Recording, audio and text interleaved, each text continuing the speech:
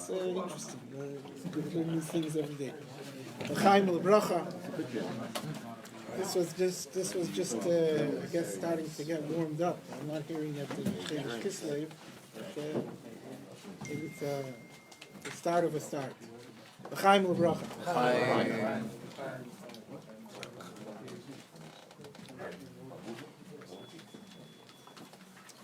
Rabbi Isaac Hamler, one of the big chassidim of the Alter Rebbe, used to Farbrengen Yutas Kislev. Yutas Kislev for many years was the biggest yantif of chassidim. There was one day of the year with Yutas Kislev by chassidim.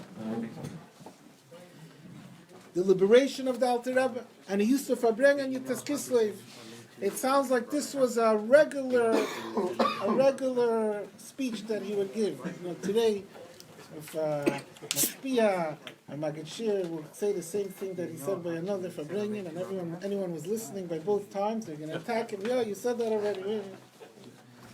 Then it wasn't like that. A chassid could say the same thing over and over. They were trying to get it into their bones, not to say a new bright idea. So he used to Farbreng. It looks like from the story, this was what he would Farbreng every Yutas Kislev. He would say, who is the beneficiary of Yutas Kislev? Who benefited from the liberation, from the Geula of the Alter Rebbe on Yutas Kislev? He said the Alter Rebbe. The Alter Rebbe, when he was in prison, he was in the best possible state. The Baal Shem Tov and the Magid, his Rebbes visited him there. And he spent time with the Baal Shem Tov and the Magid. He had almost kolois hanefesh from the enjoyment that he had of being able to have Mesiras Nefesh for the Torah of the Baal Shem Tov. The Alter Rebbe wasn't missing anything. He had everything. He had Gashmias, he had Ruchnias, he had spiritual bliss. He said, what are you going to say? Maybe the Alter Rebbe wasn't able to fulfill all of the halachas because he was stuck in prison. He didn't have... No, he says, even the halacha that you have to wear new clothes for Shabbos, that also the Alter Rebbe was able to fulfill because he had a handkerchief with him, and every week he tied it on his garments in a different way, so that he had new clothing for Shabbos. He fulfilled the halacha. He wasn't even missing in fulfilling that halacha. By the way, the Rebbe on Rosh Hashanah, the second day of Rosh Hashanah, the Baal Tekeya, the one who's blowing shofar, is supposed to have a beged Chodesh. One of the times of the year. There was 2 times of the year. Most of the time, by the Rebbe, everything was hidden. The Rebbe did things like all you saw was simplicity. You didn't even see things that you saw by the other Rebbeim. Like 2 times in the year when you saw by the Rebbe, like shown through, it was a Rosh Hashanah and on Pesach. 2 times a little bit. Rosh Hashanah by Tekiyas in general was when you saw a Rebbe Shehanhaga by the Rebbe. Second day of Rosh Hashanah specifically, then is the Baal Tekeya supposed to wear a new clothes to take away the Shapi Halacha, take away the question of the Shachiyanu. And the Rebbe did that also with a handkerchief. He had a handkerchief from the Tzemach Tzedek, and he was doing spiritual things with the handkerchief and also taking care of the halachas of the new clothes. But Rabbi Isaac Hamler said the Alter Rebbe didn't have a problem of having a new clothes. For Shabbos, he had a handkerchief, and every Shabbos he was able to tie it on. So who gained from Yutas Kislev? He said to the Alter Rebbe, it didn't make any difference. The Alter Rebbe was maybe better off beforehand. Who gained? He said the Eibishter gained. Because as a result of Yutas Kislev, there was able to be Hafatzas HaMayanes, there was able to be the spreading of the wellsprings of Chassidus that furthers the Eibishter's goal in the world to make Adira B'Tachtenim, that the world should be a world that's full of revelation of godliness. He said in the words of the Pasuk, La Shama Yeshua.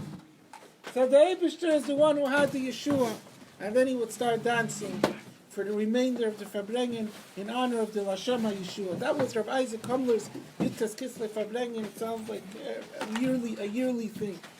Now we know the same thing is with Yutas, is with Rosh Chodesh Kislev. That Rosh Chodesh Kislev, the Rebbe many times identified it.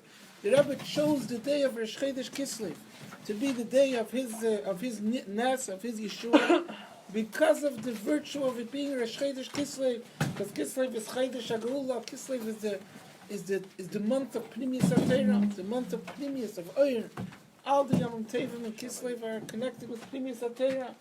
The Rosh Chodesh Kislev, the head of that, contains the whole essence of Pnimis HaTeira. That was the fitting day that the Rebbe chose for himself to leave 770, the first time after Simchat Torah that year. On the Rosh Chodesh Kislev, when the Rebbe, we celebrate the Rebbe's health, who gained? Who are we celebrating? Who benefited from it? The beneficiary isn't the Rebbe. The Rebbe is taken care. The Rebbe is taken care of. Has his own needs always. Who's helped is the Eibishter, Hashem Yeshua. Who's helped specifically is us, Chassidim, that we're able to have a tangible, visible, accessible connection with the Eibishter. Hashem Yeshua.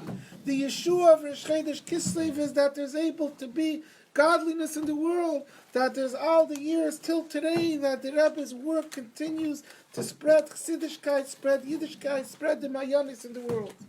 And therefore the Farbrengen of Rosh Chodesh Kislev has to have two parts. Number one, we have to tap into our hearts and our neshamas. We can't be dead people. We have to feel the appreciation for the nest that the Eibishter gave us on this day, that he gave us a Gesundte Rebbe. We have to appreciate the Yeshua that happened on this day. But it has to be translated. The Yeshua was that Chassidim, and that the world should be able to be connected with godliness. And therefore the Farbrengen has to translate in the results, have to be channeled into the results. What was the objective? What was the outcome? What was the beneficiary? The beneficiary is that because of Rosh Chodesh Kislev, the Rebbe taught us so many more Mamorim, Sichas, and Farbrengen. We're able to be Chassidish Yidden. And the outcome of the Farbrengen, therefore, by every chassid has to be, what is the practical difference? What did I gain? How am I showing my appreciation and my excitement about Rosh Chodesh Kislev? Not just in celebrating the day, which has to be in feeling the happiness and feeling the joy and feeling the excitement and dancing on the table. But it has to be, how does it change me? How do I become the Hashem Yeshua that I have because of this appreciation of the connection with the Eibishter, that I got stronger and deeper and more pnimistic because of Rosh Chodesh Kislev. L'chaim l'bracha.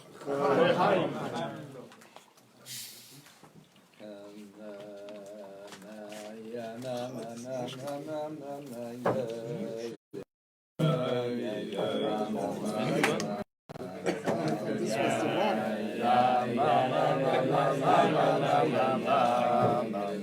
That's a one little cup, two big cups.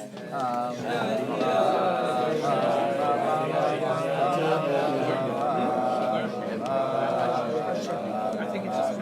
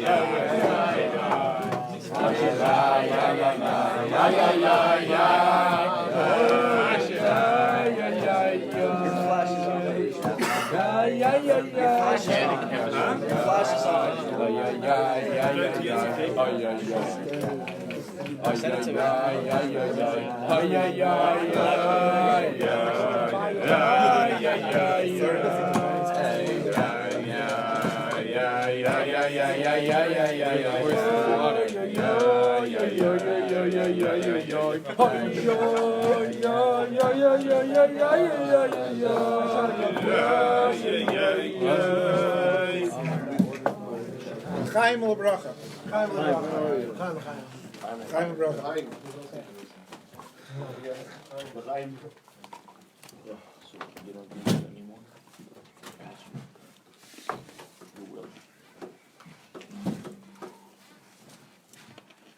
So now the Farbrengen is like kind of starting. The Gunim are still like very dead, but see there's pictures of it, so it must be a reality now. There's cameras going around. So I want to tell you, Rosh Chodesh Kislev is a story of Rosh Chodesh Kislev. And there's a bunch of stories within the story. Today we all know everything. It's printed and reprinted and reprinted. But each story is itself a lesson and a message and something to Farbrengen about and to focus on and to live with. And one of the stories within the story of Rosh Chodesh Kislev that I think encapsulates the whole Rosh Chodesh Kislev is the story of the Leil Simchas Torah after the Rebbe had the heart attack on Shmini Atzeres. And the night of Simchas Torah and Chassidim were like in a shock, in a fright, in a worry. They never had such a thing. And the night of Simchas Torah, the Rebbe sent down a message that the one thing that could contribute to his health is the simcha of Chassidim. That the Chassidim should rejoice, should be besimcha with the greatest extreme, with the greatest intensity. How is a chassid besimcha when he's so worried and so concerned about the situation of the Rebbe? Never, they just saw. But this is what the Rebbe said. Chassid, first and foremost, is a soldier, and he obeys, and he listens, and he follows orders and follows instructions. So that night, Chassidim danced with tremendous intensity, with tremendous joy in 770. They got a little bit help from some mashka. I don't think they had anything like this over there, but other kinds, whatever there is. They said a lot of l'chaim, and they danced with all of their might and all of their soul, because the Rebbe said that's what's going to contribute to his health. And they knew this is what we have to do now. This is the tzav hashah. This is the command of the hour. So the story goes that the Chassidim were dancing, but what should they dance? What are they singing? What's the niggin? There's a niggin for every event, for every time, for every yontiv, every era. What's the niggin? They're singing because the Rebbe told them to sing. They don't feel Simchas Torah. They don't feel the V'samachta. They don't feel the Ala Sela Hachach. What should they sing? So they started singing this niggin. The whole 770 became like all spontaneously. They started singing the Rebbe soll sein gesund. With the tune of Soll schon sein der Gula, the Rebbe soll sein gesund, the Rebbe soll sein gesund. That was, they were singing and saying l'chaim and singing and dancing with their whole neshama. And gradually, the niggin evolved. From singing the Rebbe soll sein gesund, which is a wish, which is a prayer, which is a hope, which is a tefillah and tachnunim of Chassidim, it became, the words changed somehow by everyone. They changed to the Rebbe vet sein gesund. And suddenly, all the Chassidim were saying the Rebbe vet sein gesund. Instead of the Rebbe soll sein gesund, the Rebbe vet sein gesund. Because the Rebbe soll sein gesund leaves room. Who knows? We don't know what's going to happen. We're begging for it. We're davening for it. We're praying for it. The Rebbe vet sein gesund is, this is the reality. It's impossible to be otherwise. So that's like a higher level of Chassidim, right? It's a deeper emunah, it's a bigger expression of the neshama, of the certainty, of the emunah and bitachon of Chassidim. But then the niggin evolved the third time. From the singing and the dancing, the words changed the third time. They started singing the Rebbe is gesund, right? Everyone knows the story. The third time they started singing the Rebbe is gesund. Same tune, just the words changed. Instead of the Rebbe soll sein gesund, instead of the Rebbe vet sein gesund, they sang the Rebbe is gesund. The Rebbe is gesund. And they sang that with a tremendous shtura.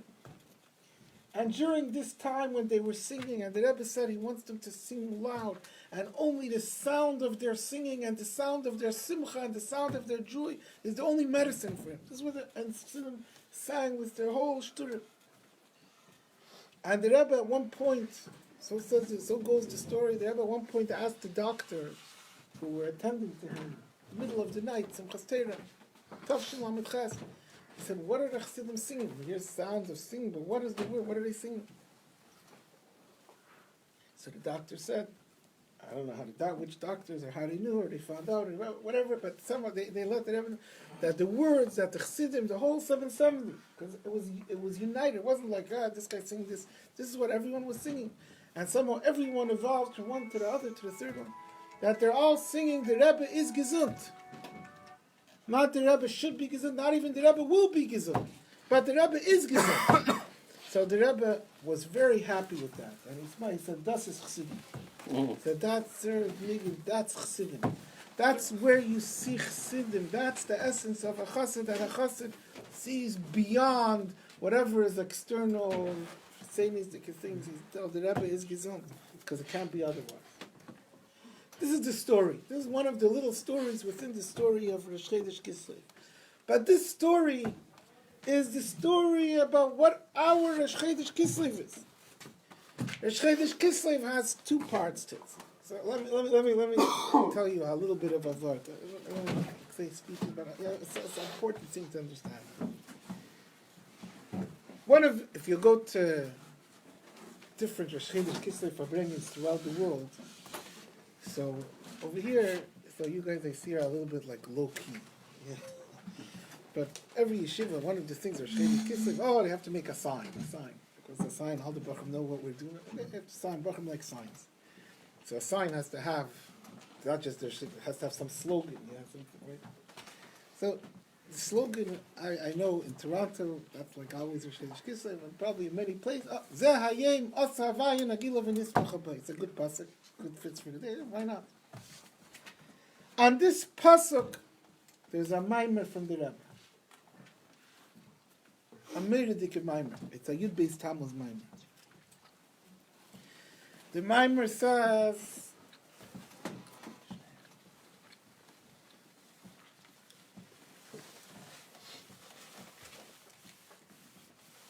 Omer Abacha, I forget. It says, Einanu yedim b'malas meach. The Rebbe brings the Friedrich, and we look at Gimel.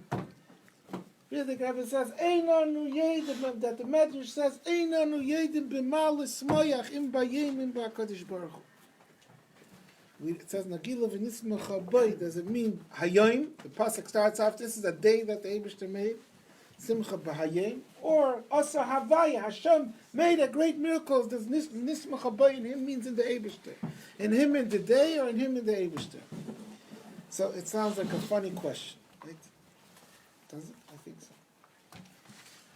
So to understand the question, you have to learn this Maimer. It's a look at Gimel, Yud Beis Tammuz, Zeh Hayom Masavai.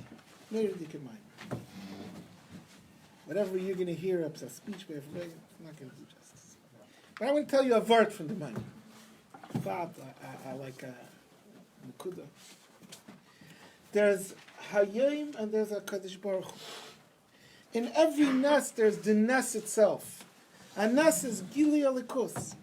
A Nes is that godliness came down into the world and shattered the shells of Teva, of nature, and broke through and brought down the godliness that's above nature into the world.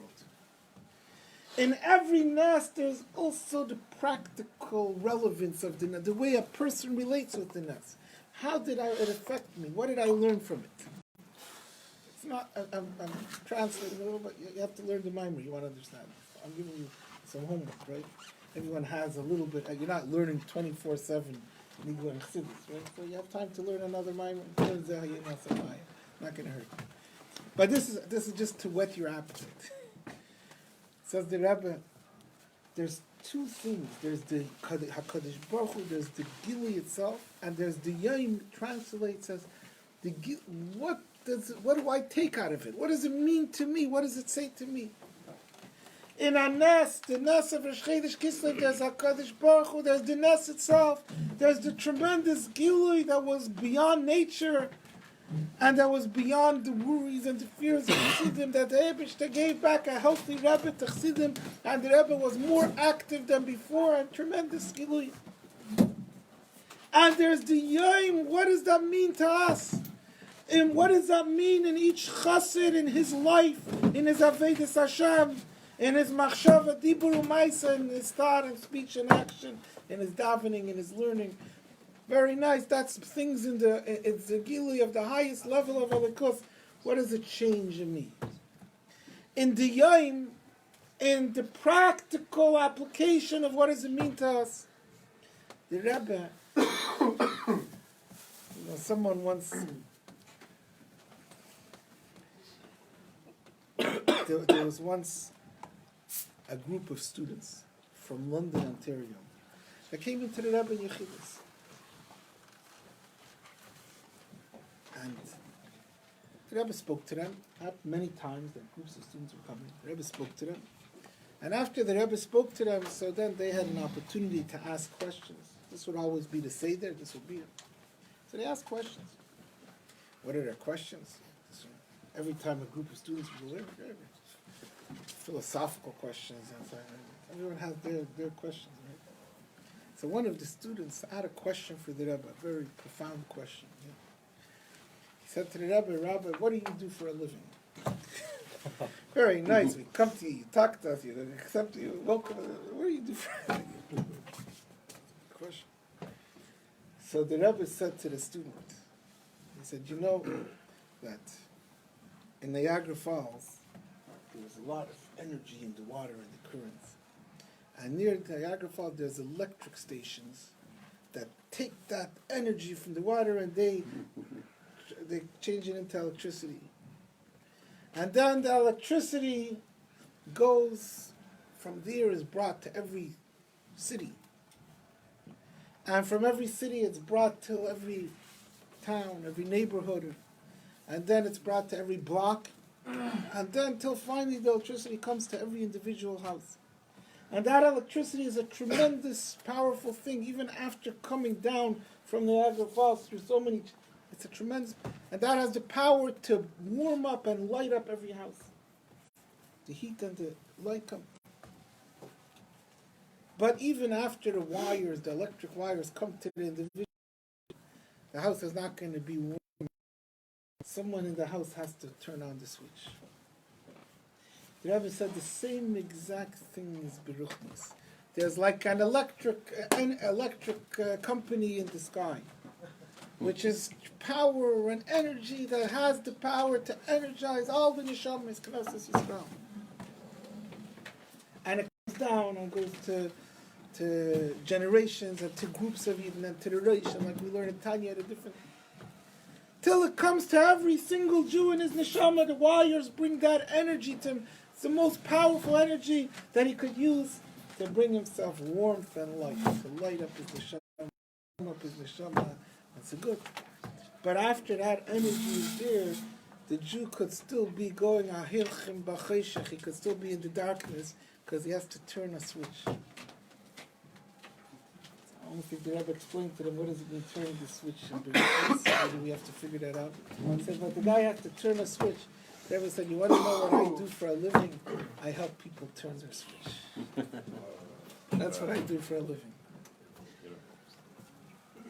And actually, in connection with this, there's another story. I heard there was a guy from Northern California, from San Francisco, I think, or somewhere in the Northern California, in the 60s, and he was in the East Coast, in university, studying in university in the East Coast.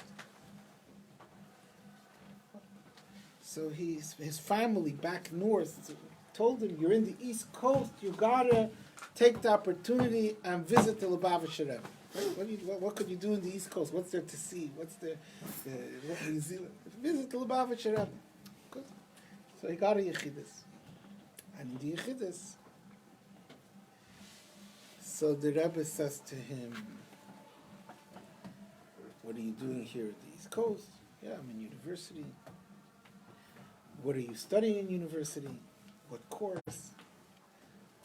Which university? And what course? And what all the details there, man. And he answers the Rebbe. The Rebbe takes it. And then the Rebbe, like, at the end of the questions, so the Rebbe comment offhand, I also studied in university. And he says, really? And now it reversed. He says, which university? He says, in Sorbonne.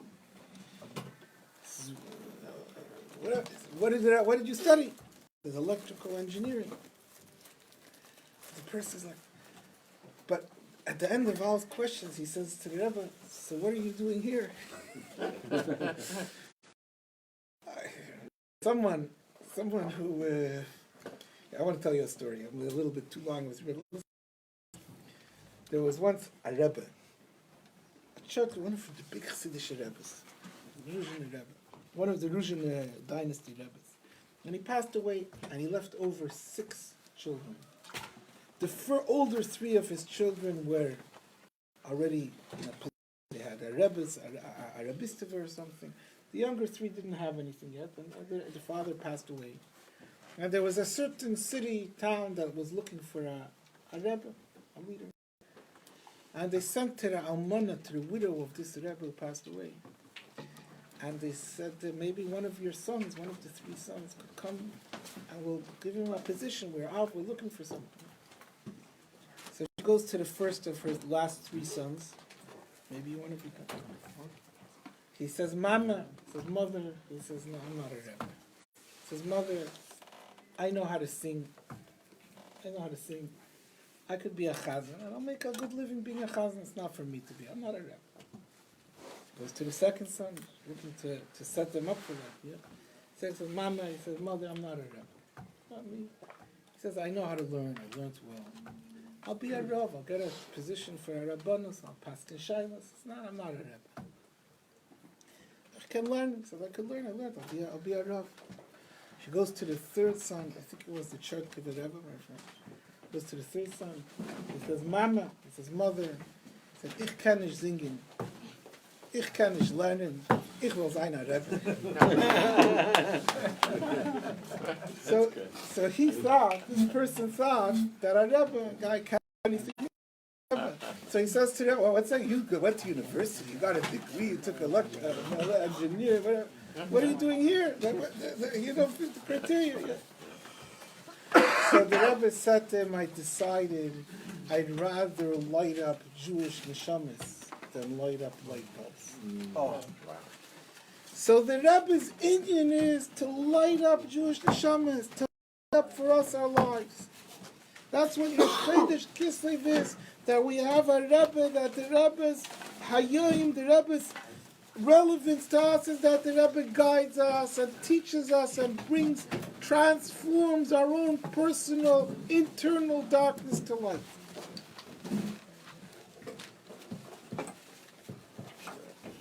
How does that change over? So, 1988. 78.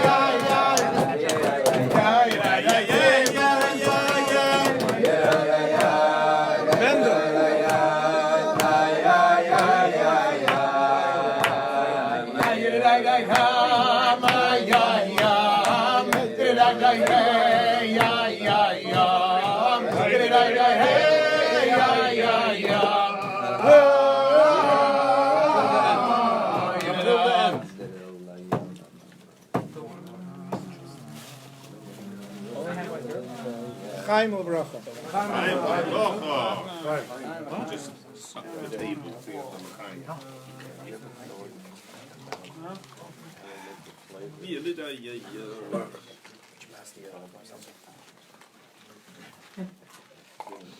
So before we come back to the story of Lil Simchas Torah 770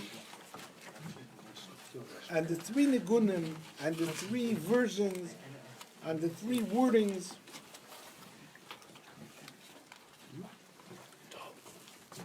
let's understand a little more.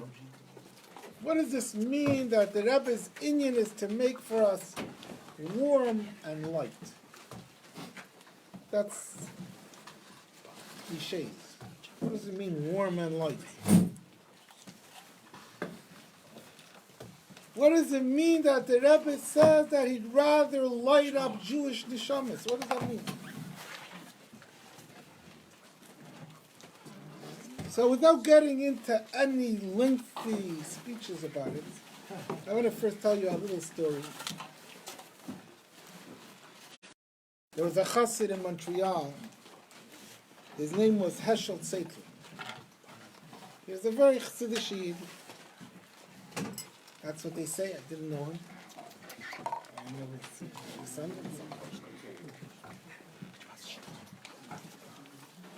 And all those who knew him say that his specialty, his kach, his focus, more than anything else, was emes. In fact, now they made a sefer about him and his father, him and his brother. It's one of the svarim about Chassidim they make. And the sefer about him is called Anshe Emes or something. He was known, he was recognized by those who knew him for his kach and his commitment to Emes. Emes, that was his thing. We'll soon discuss. First of all, I want to tell you a little anecdote about him before I say the story that I want to say. So I heard the story from someone who knew him, and his family members say they never heard this story. So but I'm telling you the story that I heard. I told it to them also. The Rebbe, many times, kocht sich that you have to own a house. You have to buy a house. The Rebbe was against renting and for owning. Right? Everyone here owns a house, right? Sure. Yeah. Right? You guys own houses? I have, what? If you live in New My York, Bachurim and my yeshiva, they all own houses. I listen to them talking on Friday, this is my building, I have two buildings, and this one has four buildings. They're all big real estate magnates. I hope you charge a lot of tuition. But the Rebbe was very for owning houses. Yeah. Own a house, don't rent, own. A lot of stories. There's many times that the Rebbe focused on this. So Heschel Tzeitlin, one of the times the Rebbe spoke very strongly, you have to own, you have to buy a house. And he had the means to buy a house. The problem was to buy a house, so most people don't have the means to just go pay the money to buy. You put a little bit of money down and you get a mortgage, right?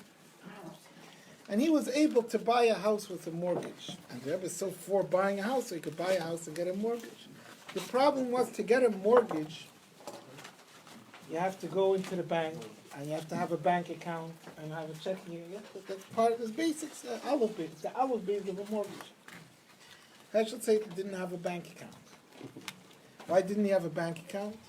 Because he never stepped into a bank in his life. To him, a bank symbolized Avodah Zarah, evil, Tiferes Elam Haza. It's the against everything that he stood for. He couldn't walk into such a place. It's like walking into a church. He never walked into it. He didn't step into a bank. Yeah, we're not talking about someone who lived 1,000 years ago. We're talking about someone who passed away 25 years ago. He never walked into a bank, and the Rebbe says to own a house. So he didn't know what to do, so finally he decided to write into the Rebbe and ask the Rebbe. And I can never find out exactly what the Rebbe answered him, but I know that he ended up owning a house. But so this Heschel Zeitlin, once the night of Simchas Torah, or the day of Simchas Torah, whatever was exactly the story, and he had a young son. His son was Aaron Laser, Olav Hashalom, who passed away a few years ago. He had his young son with him, and you know what Chassidim do on Simchas Torah? What? Yeah, correct, but not everyone does. But what do Chassidim do on Simchas Torah? Chassidim do two things. Yeah, they eat potato kugel and they say l'chaim. And those who don't eat potato kugel, at least they say l'chaim. So they say l'chaim. He said l'chaim. He said a lot of l'chaim. And after he said l'chaim, he took his son and he went to the Rebbe's room. The Rebbe's room, usually there's the secretaries there, there's people there. It's not open, it's not just, you can't just walk over. But Heschel Zeitzl was a renowned person. The people who were in charge, the secretaries, whoever, they didn't want to start up. They said, you know what, let him deal with between him and the Rebbe, we're not getting in the way. He went and he started knocking on the Rebbe's door. Simchas Torah, in the middle of the night, in the middle of the day, whatever. He started knocking on the door. And the Rebbe opened the door, and he stood there and he was crying. And the Rebbe said, what do you want? He said, I want the Rebbe to give me a bracha that I should have a shaychus mit a bitzel emes. He's crying, he's begging the Rebbe, this after a while. Wants a bitzel emes. Emes was his thing. And the Rebbe looked at him, the Rebbe gave him a big smile. And the Rebbe said, Farvas a bitzel emes. And the Rebbe made with his hands, Asach emes. I closed the door. And he just started to cry even harder. A chassid, our life is about emes. What's emes? Emes is that the whole world is one big structure of falsehood. And the emes is emes havaya le'elam. The emes is that everything is godliness. And anything that seems to be not godliness is false. Bibi Netanyahu, who today is a big celebrity, right? Everyone talks about him. Not always good the way to be talked about, right? Anyways, but he went to the Rebbe throughout all along his whole career. He was connected with the Rebbe. He has a tremendous chus. In fact, in the very beginning of his career in politics, so this is the story I wanted to tell you. There's another story. At the very beginning of his career, he came to the Rebbe. And the Rebbe gave him instructions. I don't remember what, that he has to stand strong and he has to not be misspelled, not pay attention to everyone else, and stand up for the truth. He was a young guy then. He said to the Rebbe, this was in the Mem, yeah?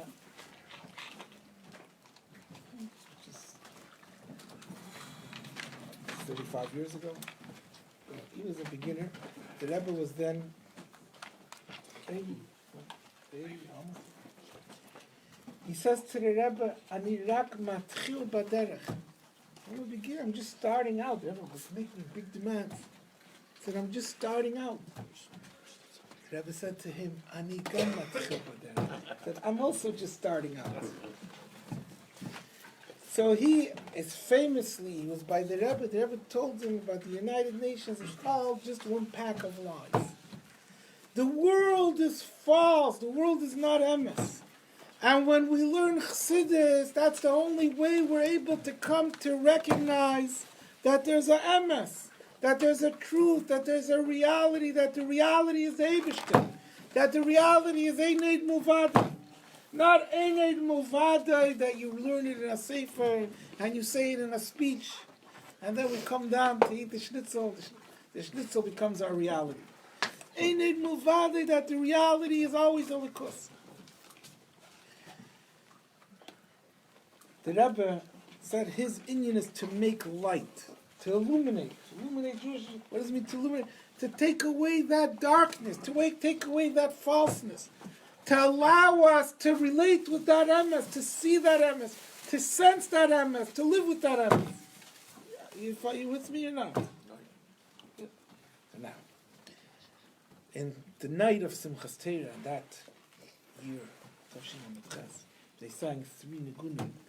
These 3 nigunim convey the life of a chassid. We start off, the Rebbe's Zol Sein Gesund. The Rebbe's inyan is the recognition of emes. The Rebbe's inyan is the Rebbe's purpose, the Rebbe's goal, the Rebbe's self-stated objective is that every single person, every single Jew, and for sure, every single chassid should see beyond the superficial falsehood and see the truth, and live with emes. And living with emes, there's 3 stages. The first stage is the Rebbe's Alzheimer's. The Rebbe's Metzias is emes. The first stage is that we see our reality is the world. We wish for emes. We hope for emes. We say anima. When you go on Mivtzorim, so you tell a person, an old lady in an apartment building, that you tell her, oh, Mashiach's going to come. She says, oh, man, alavai. They wish for it. But this is not the reality that we live in.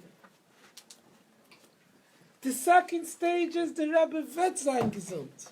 It's not a wish, it's a certainty that at some level, that emes, that havaya, that godliness, that eined movade is true.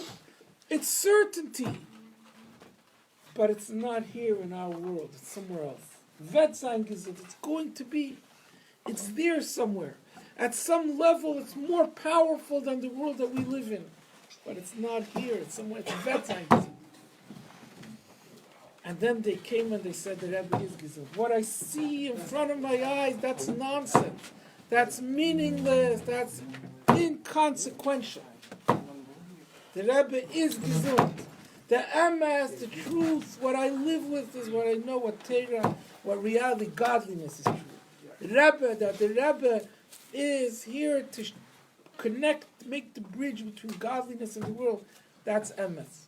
And therefore the Rebbe is gesund. What we see in our eyes, that's irrelevant. That makes no difference. The Rebbe is here that we should be the third stage. That we shouldn't be confused and misled by what we see. We should live with emes. Which, where do you find that emes? In a Maimer Chassidus. In avoiding, working on yourself, in davening, in living like a chassid, drawing out your neshama, in living with what the Rebbe teaches us and guides us. The Rebbe is gesund. Amen. The Rebbe heard that version. The Rebbe said, "Das is chassidut." Not just the emunah and bitachon. That's what the Rebbe is here for. That we should see beyond superficialities, see beyond chitzenius, see beyond falsehood, see beyond world elamis. See that the truth is the emes of Ayilayla. L'chaim l'bracha.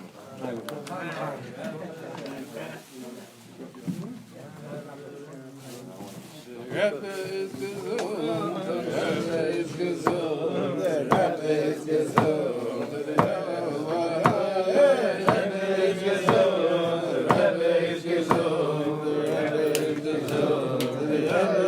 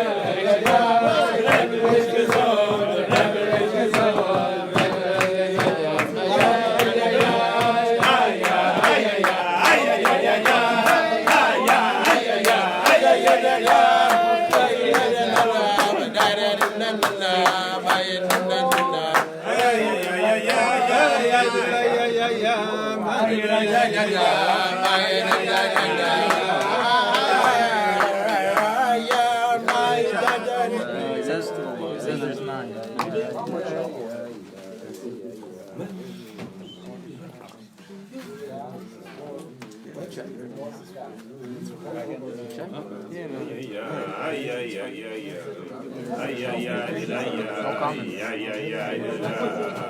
Put a comment on it, right?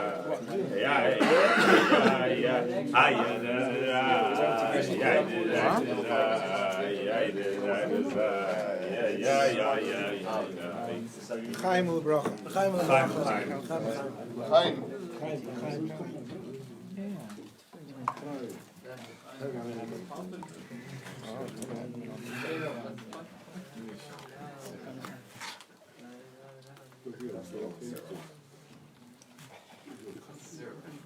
I want to share with you a story that I just heard this week. I heard it on Sunday, the day of the Kinnis HaShluchim. Someone came to my house.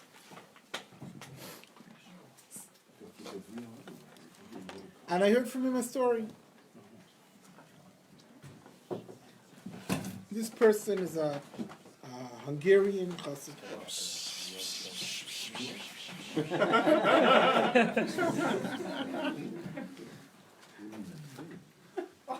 And he tells me that his father was the Rav in Salish. Salish is a city in Hungary. The Rebbe's father, Rabbi Baruch, the Alter Rebbe's father, Rabbi Baruch, at one point he moved away from the Alter Rebbe. The story goes that he didn't want to be near the Alter Rebbe because he didn't want the Alter Rebbe to show him honor, because he saw the greatness of the Alter Rebbe, and the Alter Rebbe wouldn't let him show the Alter Rebbe honor, so he moved away. He moved to Hungary, and he lived in Salish. He was a melamed there, he taught children, and he lived out his life there, and he passed away in Salish, and he was buried in Salish. So this person tells me his father was a Rav in Salish before the war, the Salish Rav. And he visited Salish a number of times because his family, his ancestors are buried there. Kivrei Avos. This person, the one who told me this story. And he tells me like this. One year, he went to the Rebbe to get $1 and a bracha. The years when the Rebbe was giving out dollars every Sunday, and he wanted to also chapara and get $1. Yeah, $3. He comes to 770 Sunday, and he sees there's a huge line, men, women, children, a huge line outside of 770. He thinks to himself, it'll take hours this line. It'll be here for hours. So he says, in the meantime, it's like a line of hours. In the meantime, I want to see 770. He was never in 770 before. His first time there. He walks around the building to see 770. I suspect that he was walking around the building to try to find a side entrance. That was his intention to begin with. But he didn't say that, but listen. But he was walking around the building, and he sees by a side door there's a bacher standing by the door. He says to the bacher, "What are you doing here? What are you standing here?" So the bacher says, "I'm here. This is a side door. It comes important rabbis, important dignitaries, important chashuv rabbanim, so they don't have to wait in line. They come in from this door. And I'm standing here. That only those who are meant to come in should come in." He hears that. He says, "Oh, it's for chashuv rabbanim. I'm a chashuv rav. I'm the Salish Rav from Yerushalayim." He thought he's coming straight in. The bacher says, "Wait over here." He wanted to go ask Rabbi Groner. He goes inside, he asks Rabbi Groner, and he comes out, and he says, "Yeah, come inside." Rabbi Groner said to let him inside. He came inside, and Rabbi Groner said to him, "Stand here," shows him where to stand. He said, "In 20 minutes, the Rebbe is going to come out, and the Rebbe is going to start giving out dollars." He says, "You are going to be able to see the Rebbe walk out of his room. You're going to be the first person in line to get $1." That Sunday, he was the first person. Fine. He waited there, and sure enough, after 20 minutes, the Rebbe came out of his room.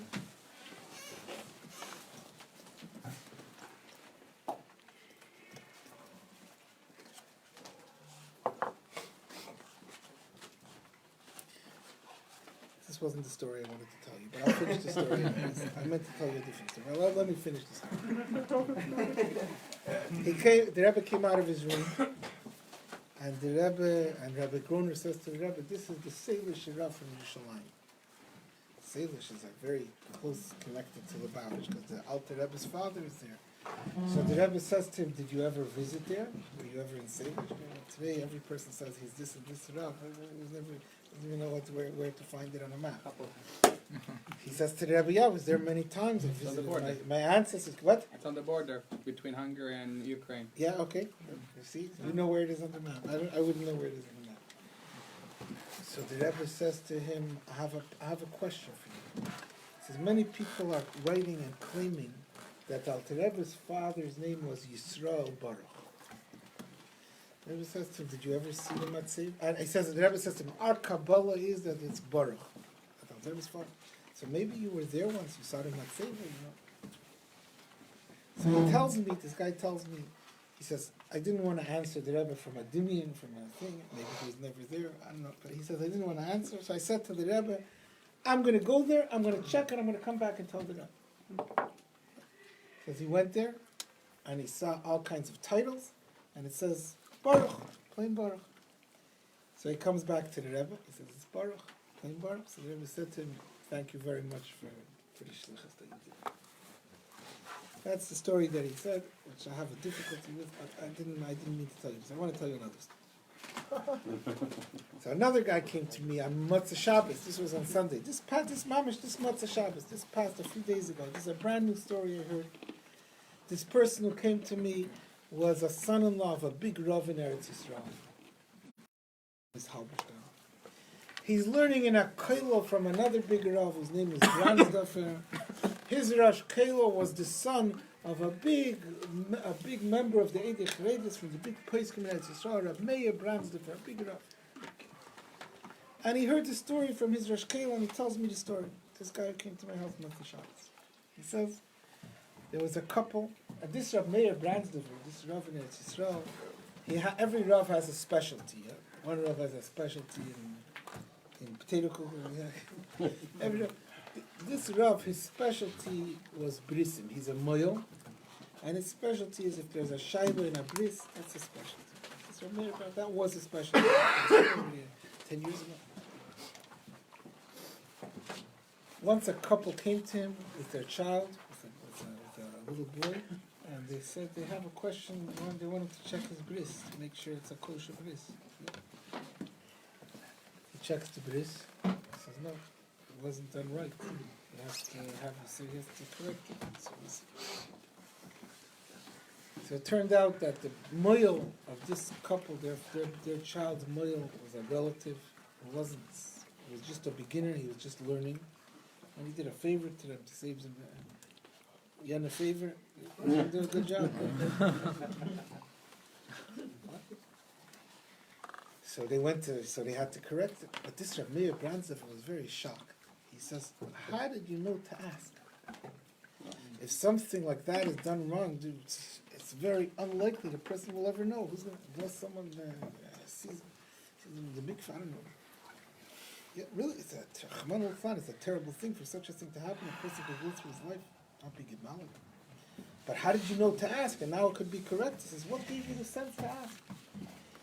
They said this baby was born and he never had a good day in his life. He had infections, he had this infection, that infection, all over. He went to doctors, went to specialists. He's never healthy. What's wrong with his baby? And no doctors knew what to tell us.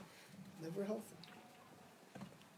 And they started going to Rabbanim, rabbis, rebbes, everything. He went to one Rav who was a Lubavitcher Rav. A Rav. The Lubavitcher Rav tells them, write a letter to the Rebbe and we're going to put it into the Igris. If they have a problem, I don't know what to say. They wrote a letter to the Rebbe, they put it into the Rebbe's Igris. They opened up the Igris to a letter where the Rebbe wrote about tzitzin hama'akfin asamila. So you do a bris and it's not completed, then the Gemara says no, you have to come back, you have to redo it. You have to, a letter about that.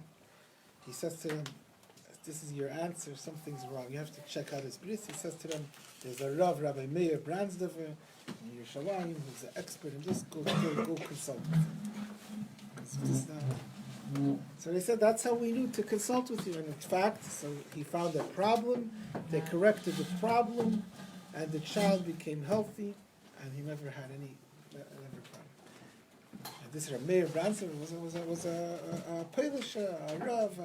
A Rav of the Eidich Haredis in Yerushalayim, who was the spell, he saw the Rebbe gave him an answer in Igris, and this corrected his problem, a problem in his bris with one son. So what's the lesson of the story? The lesson of the story is that we should say a little l'chaim, start forgetting. L'chaim Obrach.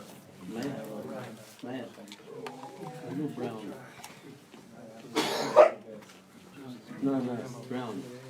Ah, ya da da, ya da da, ya da da, ya da da, ya da da, ya da da.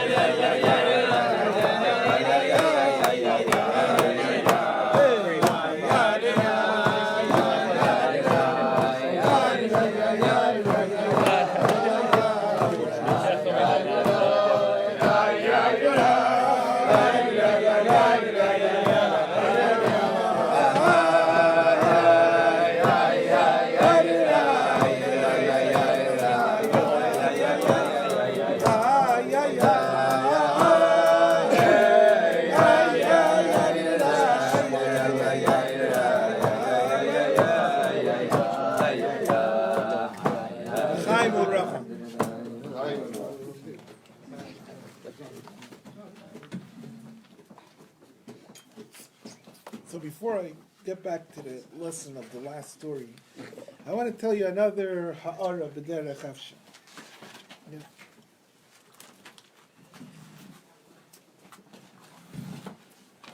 There was a wagon once with 3 tzaddikim who later became, one of them was the Chodesh and The other two I don't remember, but there was three famous big tzaddikim who later on became leaders of the whole Klal Yisrael. And they were in a wagon once, and their wagon driver got drunk. Probably he was carrying such tzaddikim, he just became drunk. And he became drunk, he lost control of the wagon, and the wagon started careening, and it was going down a hill, and the three tzaddikim were in grave danger because it was...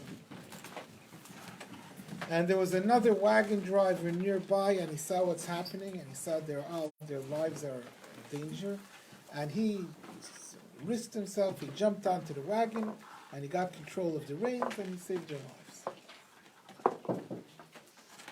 Many years later, these three tzaddikim were sitting together. They were tzaddikim. They were on Lubavitch tzaddikim, they were genuine tzaddikim. And they reminded themselves of this story. They were talking together, reminded themselves of this story. They said, let's see what happened to this coachman who saved their lives. Where is he today? Okay. So if we want to know, well, go on Google, we'll Google him. Yeah. Either we'll find him or we don't find him. Then tzaddikim, they have their own Google. They found that he had passed away, and he went to L'mayla. And when he went to L'mayla, so he was a simple wagon driver, didn't keep all the mitzvahs, didn't learn Torah. They made his judgment, and it wasn't looking too good for him.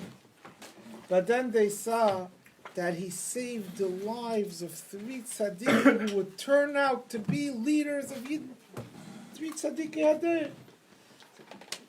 Hamatzel, someone who saves one neshama is kilo hitzel eila molei, like saving the whole world, and especially tzaddikim like that. He said he's going straight into Gan Eden. But the problem is, what's Gan Eden? What's Gan Eden, by the way? Anyone knows what Gan Eden is? What? Learning Torah, yeah. So someone who never learned Torah in his life, he doesn't know what to do with Gan Eden. They couldn't put him in Gan Eden. What's he going to do there? Yeah. There's a psavart, they say, that Gan Eden and Gehenna, it's not two different places, Gan Eden and Gehenna. It's one place. It's a big base medrash where they sit and they learn and they daven. For the tzaddikim it's Gan Eden, for the Rishon it's Gehenna. so this person, at any rate, he didn't have what to do. He didn't have tools for Gan Eden. He deserved Gan Eden. He earned Gan Eden, but he didn't have the tools for Gan Eden. What's he going to take it with? He never learned it. So they had to make for him a new Gan Eden. They gave him a Olam Hadimya, the world of imagination. He was a balagoli, he was a wagon driver. His appreciation extended to wagon driving. So they let him feel as if he's driving a wagon, his neshama, but as if he imagined himself driving a wagon that was the strongest wagon, with the strongest horses, with the straightest road without any potholes, that goes on, and this was forever and ever, because this was his Gan Eden. He couldn't go beyond that, just having good horses and a good wagon, because he had. So the tzaddikim who were looking for him, this is where they found him. This is what they found him. So they said they owe him a favor. They found a way to elevate him from that into the lowest level of the real, of a genuine Gan Eden. Because what's that's the story. I wanted to give you one ha'ara b'derech efshar, I told you. A chassid has to serve the Eibishter, has to daven, he has to learn. But a chassid is really, we have Gan Eden. We're able to experience the biggest bliss. Chassidim, they don't understand, we have to do it. This is our biggest enjoyment. It says that Yitzchak, Sichas, and this week's Pasha, the Rebbe brings Yitzchak after the Akedah. There's 2 years, if you make the calculations, there's 2 years that are missing from his life, from his years. It doesn't add up the math. He was 2 years in Gan Eden, wasn't part of it. He had Mesiras Nefesh and he was in Gan Eden. A chassid, his life has the experience of Gan Eden. part of the experience of Gan Eden is Chassidische Farbrengen, Chassidim have Mesiras Nefesh for Chassidische Farbrengen. But in order to experience Gan Eden, so there's like tools, certain tools, like technical tools, just like that. And one of the tools is Farbrengen you take with Chassidische Negunim. So you have to have good tools. The better the tools, the better is your means of experiencing the Gan Eden. So my ha'ara is, I see, maybe you guys should let's put aside some time every week. You gotta learn the Gunim. Take, I don't know if you have it. We just started it. Take, what? We just started this. Great, excellent, Baruch Hashem. Where's Shmuel's up? No, don't just wait till Farbrengen and then try to have trial and error. It's also good. Everything is good. But that's our tools. The more you learn it, the more you know it. That's something. It's a tool that you have for life that gives you a better, a stronger, more pneumistic, rich connection with Holocaust, with godliness, with everything. Anyway, so the lesson of the story with the Hungarian. Now we're back to the Hungarian. That's so special. What is a bris? You know what a bris is? What? I'm asking. Yeah, you know or not? I know, I guess, I hope. What's a bris? I'll tell you what a bris is. A bris is a person, our neshama, a Jew's neshama is connected with the Eibishter. That's what a bris is. Being a bris is a bomb. You're connected with the Eibishter beyond anything. But we don't always feel that connection. I see from the corner of my eye, I see my brother has to fight with Bachurim. They should come to Farbrengen. It means sometimes they're not feeling the connection. They're being drawn over here. They're being drawn over there. They're being pulled all over the place. Where does that come from? Why don't they feel the connection? The bris is there because there's something called an orla. A orla. What's an orla? A orla is when we indulge in worldly pleasures. When we allow ourselves to associate ourselves with Tiferes Elam Hazeh. You know what Tiferes Elam Hazeh is? This, maybe, I don't know. Tiferes Elam Hazeh, then it becomes a shell. It covers over that bris, that inherent, unbreakable bond that be'etzem, that in essence every Jew has with David. Chassidus says the bris is to take away that armor. Don't be immersed in Tiferes Elam Hazeh and enjoyments of the world and pleasures of the world. Cut yourself off of it so that you could be immersed in Holocaust, so that you could enjoy Holocaust. You get up every day and you daven. The biggest pleasure of a Jew is to daven. But how many of us feel davening like a burden? You don't have to answer, but how many of us feel davening like a burden? We're waiting, when is it going to be over? When can we go to breakfast? Yeah. Why do we feel davening like a burden? Because we're missing in our bris. Because it says, Chassidus brings a line, an amazing line from the Chavis Halvavis, from Rapul Parasha, the name of the Chavis Halvavis. He said, "Kishem shelo yishkenu yachad ha'eish v'hamayim." Just like fire and water cannot coexist, kach lo yishkenu b'leivechad ha'aval ha'likus v'aval l'dvarim gashmi. So too, you can't love the Eibishter and love sushi, pizza. You can't. It doesn't go. They can't coexist. It's fire and water. Says the Alter Rebbe, there has to be a bris. You have to remove the orla. You have to remove the koch in Elam Hazeh, the enjoyment, the running after the pleasures of the world. Sometimes we do a bris. We're chassidim, yeah. We're here. We're in yeshiva. We learn. We daven. We're our whole focus. Our whole life is defined about Eibishter. But there's tzitzin and samila. We leave over little strips of our love. We leave over for ourselves little strips of Elam Haza.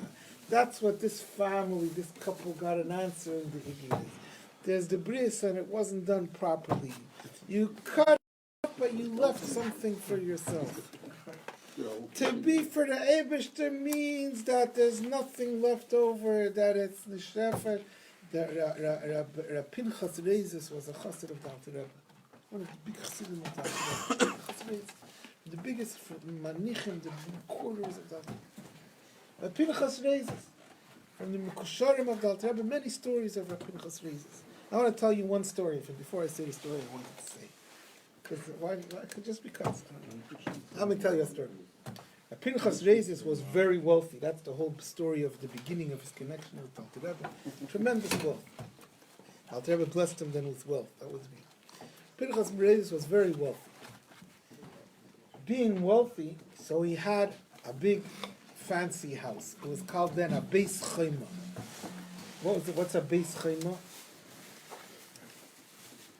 I don't know what it means, but it's then that was then a fancy house. Today in Toronto we have houses called monster houses. I guess that Beis Chayma then was the equivalent of a monster house today. Big house, Pinchas Reizes had a Beis Chayma. He was the wealthiest person. He was a Pinchas Reizes. He had a base. Of course, he's going to live in a shack. Pinchas Reizes. Once he was by the Alter Rebbe,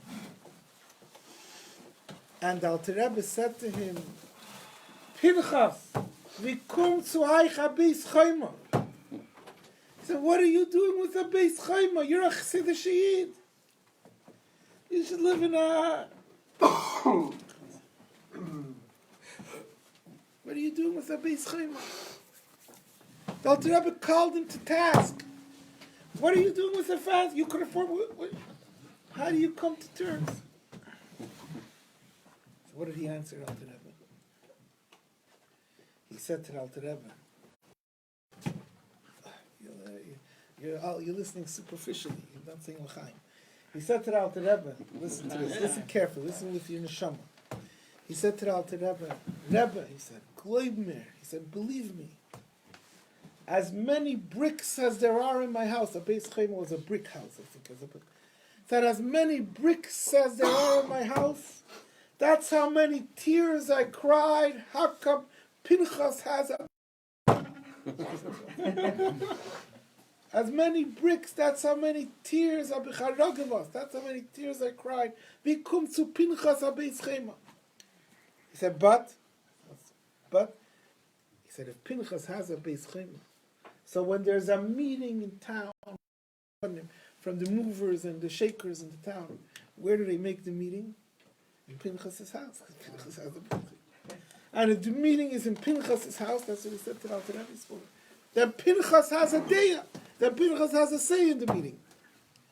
And if Pinchas has a say in the meeting, then Pinchas could do a teva for a poor Chassidish Malamed. Because he has a say in the meeting. Alter Rebbe said, Rebbe, and if I should get rid of it, I'll get rid of it the second. So he saved himself so many tears. And he's cried. That's what Alter Rebbe said to him, keep it. Because he had a Beis Chayma. He had a monster house, a mansion. He didn't have a mansion because he wanted a mansion. The mansion hurt him. It was painful to him. But it helped the Eibishter's Kavanah. The Prussian, before Chassidus, the Prussian lived in deprivation. The Rebbe Rashab was once in Vienna. I think I may be getting sidetracked. It doesn't matter. Probably you're listening also, you're getting sidetracked. Let me tell you one more thing. We'll say a little Chaim, we'll sing a niggin, and we'll get back on track. The Rebbe Rashab was once in Vienna with the Friedrich Rebbe. In Vienna, there was a parish. You know what a parish is? What's a parish? Someone that's like self-centered in terms of study of Torah. Like he's developing himself in study of Torah as some study relating with others. So he completely is detached from the world. I think what's the word? There's a word. Aesthetic. What? What's the word? Aesthetic. Aesthetic.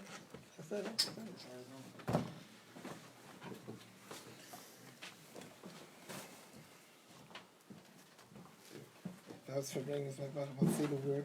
Whichever way, I'll take a guess. Because then I can.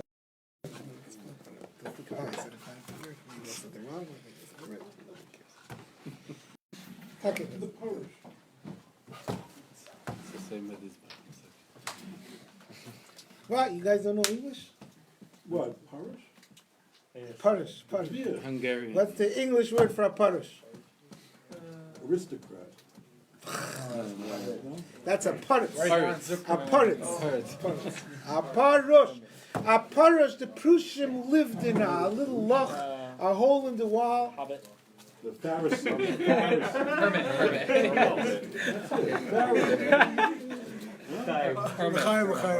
An aesthetic is a more A recluse. It's a recluse. Recluse. So listen to the story. In Vienna, there was a parish who had lived 40 years as a parish. And when the Rebbe Rashab came to Vienna, he expressed an interest to see where the parish lived. Chassidus rejected the mindset of the Prussian, the lifestyle of the Prussian, right? Even the stories that sometimes are not positive about the Prussian, with the Baal Shem Tov's time. But listen to the story. He wanted to see the place. They took it, the Friedrich Rebbe arranged it. He heard his father express the interest in Friedrich Rebbe. So he took the Rebbe Rashab, and he went to the outside of the city. There was a room within the room that was Zion al Zion. It was a few feet by a few feet. In the room there was a piece of wood that he sat on. There was another piece of wood that he used as a table. There was a hole in the wall where they would pass him in food from. And he sat in that room 40 years. That's where he lived his life, removed from the world. The Rebbe Rashab went into the room. The Friedrich Rebbe arranged it should be open for him. It was kept locked up. And he went into the room and he looked at the little tiny room with the two cloths, the two pieces of wood. The Rebbe Rashab looked at it and he said, "Ogilep de Lebni v'yamensh." The Rebbe Rashab said, "This person lived his life like a mensch. He wasn't into the world. Chassidus takes us beyond that. Says, no, go engage with the world, transform the world. But it starts with, you're not running, you're not dependent on the world."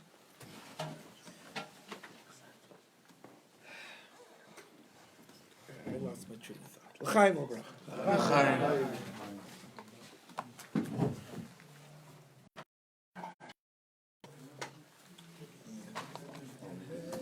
Ya da da da ya ya da da da ya ya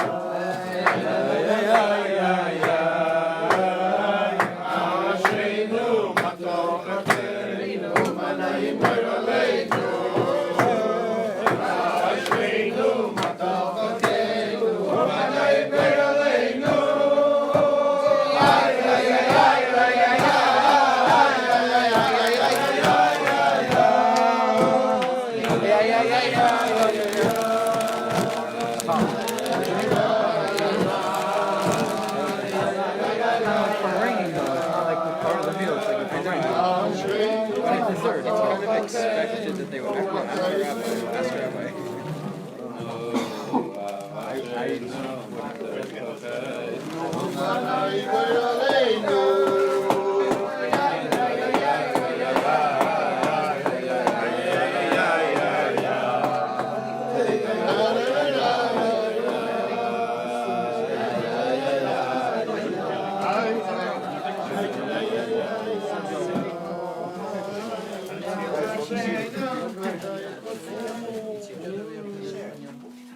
Chaim Obranda.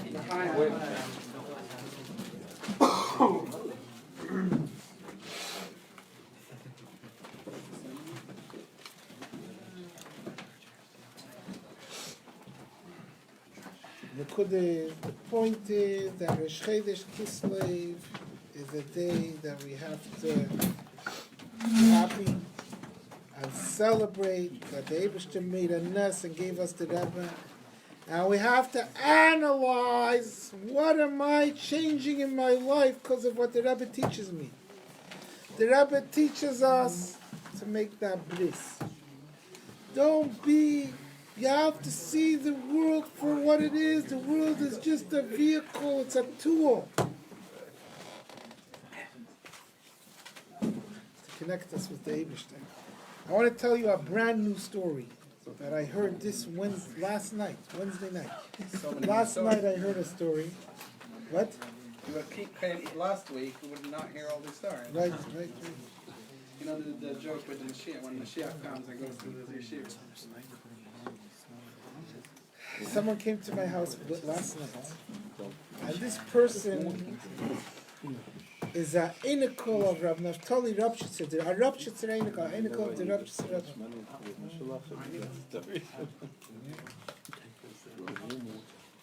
And he actually told me a bunch of stories, this guy. Wasn't happy with them. He told me a bunch of, but his last story that he told me I want to share with you. Just heard this last night. Maybe.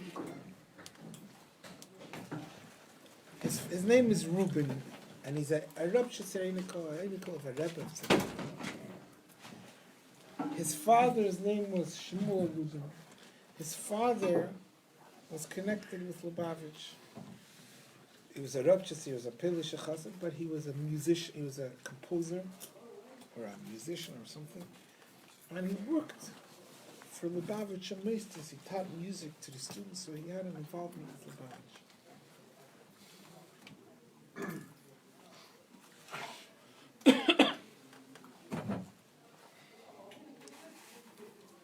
So the son tells me,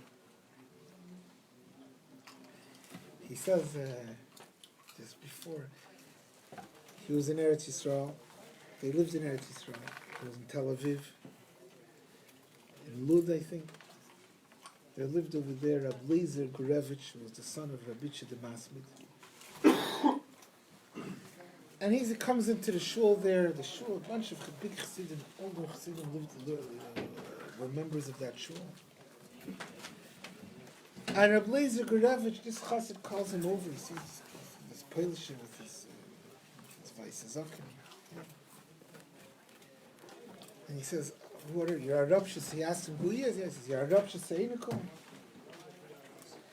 He says to him, "You're Rabshis. The Rabshis Rebbe's sefer is Zera Kodesh. Zera Kodesh. The Rabshis of Natali Rabshis." So this chassid says, "Should I tell you the Zera Kodesh from this week?" And he starts rattling off the Zera Kodesh. He says, "You want me to tell you Ne'em Elimelech? I'll tell you the Ne'em Elimelech also." And he's all startled. So he says back to the chassid, "Should I tell you Likutei Torah?" And he tells him a word from Likutei Torah. So the chassid says, "Wie kommt zu euch Likutei Torah?" He says, "Wie kommt zu euch Zera Kodesh?" So he tells him Likutei Torah, his father was connected with Lubavitch, so he ended up having. This is the background a little bit of the background. So the story, he says his father was teaching in the Lubavitch schools, teaching music. Shmuel Chafer in Eretz Yisrael, who runs the schools, Shmuel Chafer calls him, says he was teaching twice a week, 3 times, or whatever. But I want you to start giving a class in the girls' schools. Music class, I want you to some girls. Girls' schools. Father was a Shahid, he tells me. Einikol, girls, no way. Not for me. Hey, what do you mean? We need you now. Back and forth. Shmuel Chafer tells him, "Listen, you're working for us. We need this job also. We need one person to do everything." He like hinted to him, you're going to lose your other jobs. But he didn't want to do it, so he's torn. He's very torn. He decides he's going to ask the Rebbe. He had a chasna in America around that. He's going to get a yechidus, he's going to ask the Rebbe. He wasn't a Lubavitch. He went to all the Rebbes, but he's going to ask the Rebbe. I guess he figured if the Rebbe tells him not to do it, so then they're going to have to back off because it's their Rebbe. Like, whatever the reason is, he went into Yechidus. This is what the guy tells me. The son is telling me the story. Because he went into Yechidus. And he writes his whole question to the Rebbe that he wanted to teach. He doesn't want to teach him. So the Rebbe says to him, what's the problem? You're worried about Yichud? For sure, the Rabbanim will set it up in a way that there's no halacha shayla of Yichud. There's no halacha shayla. There's ways to make that there shouldn't be a problem of Yichud. So he didn't say anything. He was uncomfortable. Like, the Rabbanim will set it. Didn't set his mind at ease. So the Rebbe said to him, you're worried about Gidrei Kedusha? You know what Gidrei Kedusha means? What? Boundaries of Kedusha. Kedusha means it's not enough that you satisfied yourself, that you fulfilled halacha purely, completely, perfectly. A chassid wants to be holy, wants to be better than halacha. He wants to be beyond fulfilling his dues. The Rebbe said to him, you're worried, I see, you're worried about Gidrei Kedusha. You don't want to do it because you want to be holy, you don't want to speak to girls. Even if it's halachically permissible. That's what's expected of a chassid. The Rebbe said, is it Gidrei Kedusha? The son told me his father couldn't answer, but he nodded his head. So he said, if I understood him correctly, so the Rebbe put his hand on the table on top of the guy's hand. His name was Shmuel. He said, Rab Shmuel, as ihr vet rativin an neshama vet azayin ayer. You'll save a neshama, because you're doing this that's needed. It's yours. That's your neshama. You saved the neshama. Those were the words the Rebbe used. As if it rativin an neshama vet azayin ayer. Ich sag euch zu, se vet echt neshat. Said, I promise you, it's not going to hurt you. Not going to take away from your condition. Obviously, he went and he took the job. He did it. The guy who's telling me the story, the son, tells me years later, he got married. His shver of his first wife, now he's married to another, his wife passed away that way. His shver of his first wife was someone who became Miskarib to Lubavitch, became a Lubavitcher. That's part of his connection with Lubavitch. He was in Crown Heights once with his wife. With his wife after he got married. And someone came over to his wife. I guess another lady, I guess. And she's, oh, I didn't see you in 20 years. I got married. Who did you get married to? A guy from Israel, Reuben. Reuben, see the son of Shmuel, Reuben, he saved my life. Those were her words, he saved my life. The Rebbe said, you'll save a life at the sign Ayir. And then years later, he hears from the person who says, he saved my life. He says he doesn't know if there was anyone else, others. But one person he heard that he saved a life. The Rebbe told him, do it, you'll save a life. The Prushim got Kedusha. Kedusha says that Chassidus is Chodesh Muvda. They separated themselves from the world. Everyone has to have Kedusha. Our foundation has to be Kedusha. Our foundation has to be the taking away the Arla, being detached from the world, giving up on the pleasures of Elam Hazeh for the sake of pleasures of Elam Hazeh. And then, but we go beyond that. The Rebbe taught us, no, now go save the world. Not because you want the world, because you're going to elevate the world, because you're standing above the world. That's Chassidim. Rosh Chodesh Kislev goes together with the Kinnas HaShluchim. This week was every year the week of Rosh Chodesh Kislev is the Kinnas HaShluchim. The Kinnas HaShluchim is the Kinnas of Rativ and development, saving the world. The Frierdiker Rebbe was in jail, right? a number of times. But there's a few famous, one of the famous stories, the Friedrich Rebbe was in jail. Friedrich Rebbe was in jail. His life was in danger. It was like a very, the interrogators were,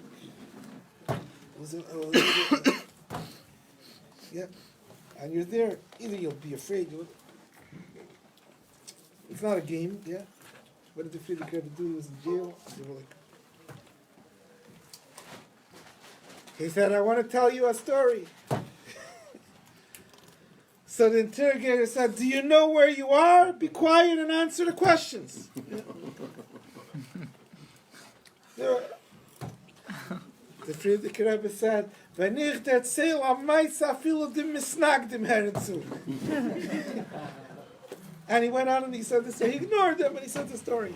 The whole story, that's a story for itself, is a story. He said, when I tell a story, even the Misnagdim listen. It's the extension is for sure the Yevsexias, the Russian interrogator, the Jewish, because even the Misnagdim. He said the Misnagdim, if the Misnagdim listen to something, that's the ultimate. That's what comes out. He said, "When ich sage mais, I feel the Misnagdim Aaron." This is what he said in the Russian prison in the interrogation, in the most harsh circumstances ever in his life.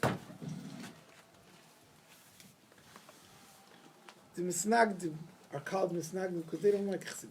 That's what a Misnagdim means. He doesn't like. That's where they get their name from. They chose it.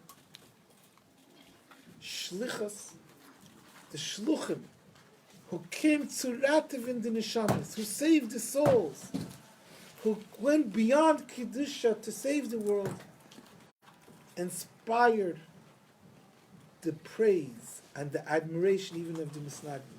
I saw this many times. Even the Misnagdim begrudgingly, they say, wow. They see what the Shluchim do. They say, wow. The Shluchim, that's the Rebbe's mish, that's the Rosh Chodesh Kislev goes together with the Kinnis HaShluchim. That's the Rebbe. The Rebbe said, Kedusha, go take that Kedusha higher. Don't lig in the Welt. Don't run away from the world. Conquer the world. Sevet eich nishat, and you're not going to lose. You're going to become stronger, and you're going to take the Kairis, the Teyu that are in the world, and bring them to go be Mekabel Pnei Mashiach Tzidkeinu. L'chaim l'bracha.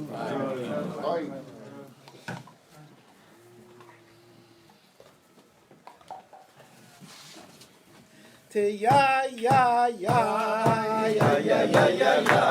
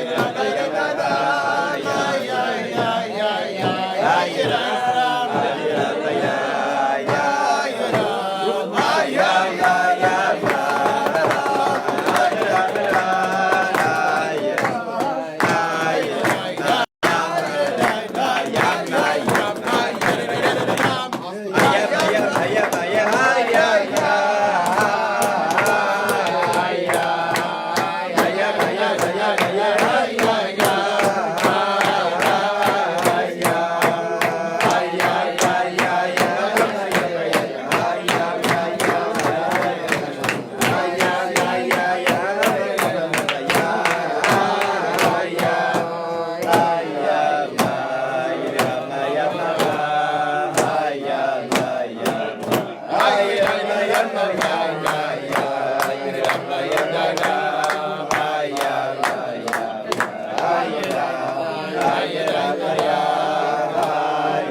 a crazy.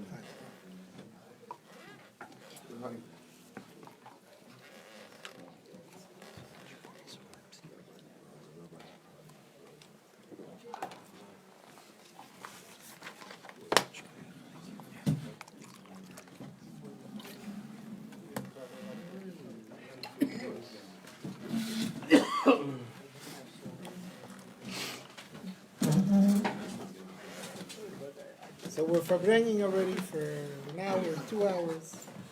But we have to come to the Rebbe Izgezont. How do we come to the Rebbe Izgezont? How do we come to the Rebbe Izgezont? That's the Rosh Chodesh Kislev. What's the ultimate, what's the climax of Rosh Chodesh Kislev? We could Farbrengen, we could dance, we could sing. The climax is, the ultimate is that our mindset has to change. That the Rebbe is gesund, that the falseness, that the cheshach, that the darkness is not what plays a part in our mindset. What's our mindset is the emes. Abissal emes, asach emes. What does it mean that how do we get to that bridge? How do we get to the Rebbe is gesund? How do we get to the Rebbe is gesund? How do we get, Chassid Rosh Chodesh Kislev has to Farbrengen and figure out what did we learn from the Rebbe? What do we learn from the Rebbe? The Rebbe teaches us to light. The Rebbe's inyan is light. The Rebbe's inyan is illumination, to get above and beyond the darkness of the world. Where do we go from here? How do we get to the Rebbe is gesund, that we shouldn't see the world, we should see Elikos, we should see the reality that the Rebbe wants us to see in the world. When the Rebbe looks at the world, so the Rebbe sees a vehicle for Elikos, a vehicle for godliness, a vehicle for Atzmas. How do we get there? How do we cross that bridge? We're still in our own world.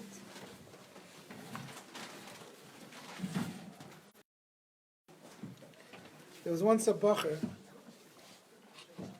who was learning in a yeshiva, in an out-of-town yeshiva. I guess Morristown is also out-of-town yeshiva. But Morristown is out-of-town. Somuch Venira. And this was out-of-town, also close, but a little further than Morristown, from New York. A little outer of town. And the bacher was a bacher in Zal, Shlichus. And he had a relative in Yeshiva was. And he used to eat Shabbos by his relative. His relative was a very chassid, a big chassid. And he used to eat by his relative. Shabbos, he used to come to his relative's house, Shabbos by day. And his relative would tell him, make Kiddush, don't wait for me. The relative was an Ovid. You know what an Ovid is? Davens for a long time. What? Davens for a long time. Daven for a long, everyone could daven for a long time. Ovid is someone who works. We work. Ovid, it says Ovid is to work, to break through the concealment of our Guvin Nefesh Bahamas, to connect to our neshama. Everyone has to be a little bit of a Ovid. This chassid was also this chassid davened long. You're right. I'm just driving. He davened long. Davened many hours. He finished late davening every Shabbos. And he would tell his relative, would tell the bacher, don't wait for me, just daven, just to make Kiddush. But the bacher would notice something very strange. So the guy davened long. So how do you daven long? So he finished davening 1 o'clock, 2 o'clock, yeah. The bacher came home from yeshiva, came to the house from yeshiva, made Kiddush.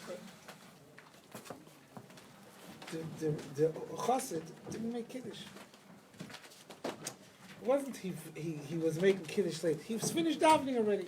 Good, he finished 1 and 1:30. He was going here, he was going there, he took a sefer, he learned the sikh, he didn't make Kiddush, he made Kiddush like after 3. Every week. It's like, it wasn't that you could tell, like, what's wrong? The bacher was, he said, don't worry, you just make Kiddush, you don't have to wait for me. But the bacher was very, why is he not making Kiddush? So he asked him, finally his relative, the chassid, tells him, he says, the Rebbe, this was in the noons. In those years, the Rebbe Farbrengen every Shabbos. And the Rebbe used Farbrengen at that time, in that kufa, in that era, finish at about 3 o'clock on Shabbos. The person who's in this out-of-town city, he was on Shlichus, the relative, the older chassid was on Shlichus there. He doesn't know when but he knew from the usual. He said, I know the Rebbe usually Farbrengen till 3 o'clock. I don't make Kiddush till, according to this Hashara, till the Rebbe usually finishes Farbrengen.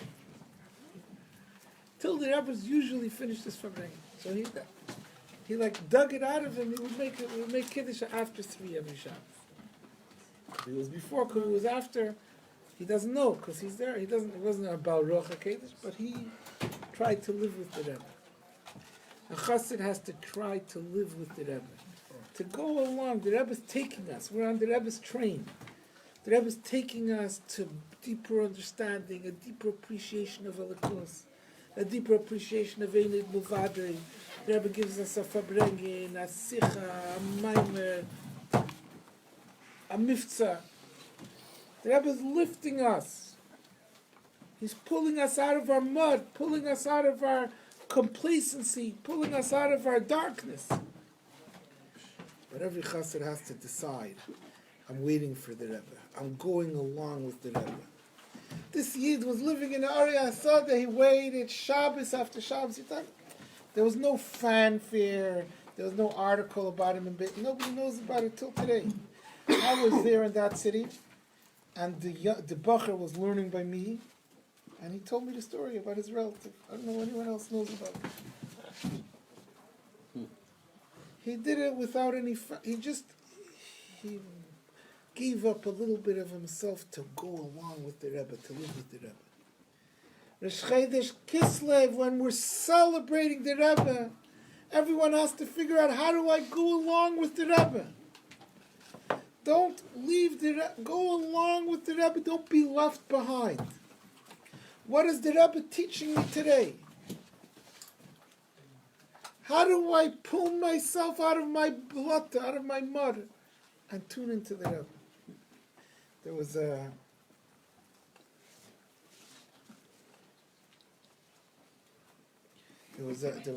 Rishimis. The early Rishima, when they printed the letters of the Rebbe, there was a letter that the Rebbe wrote to the Friedrich Rebbe, in which the Rebbe writes a question. In Lubavitch, they scoffed always at Moifsim, miracles. Lubavitch, they always said Lubavitch is Pnimius. Pnimius means think, learn, understand, delve, understand with your intellect, a seichel, einid muvade.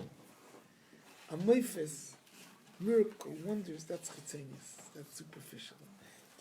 Siddim used to say, or they said, two lines from davening that they used to use to make fun of all the meifsim. So what's a meifis? Is that pnimius? Is that your neshama? That's chitzenius. So the Rebbe wrote a letter to the Friedrich Rebbe, and in the letter the Rebbe questions this whole premise. The Rebbe says, I understand, the meifsim is chitzenius. A maimer chassidus, an understanding, intellectually understanding an idea, is pnimius. But the Rebbe said there's people who are in the blotter. You know what the blotter is? There's people who are sinking in the mud. And when they see a meifes, they see l'mayla min hateva, they see the supernatural, they get pulled out of their mud. That's what the generation needs. The Rebbe questioned the Friedrich Rebbe, why are we rejecting meifsim? Look at the effect it has. Later on, they'll be pulled out of their mud. They'll be able to learn Avot Chassidus.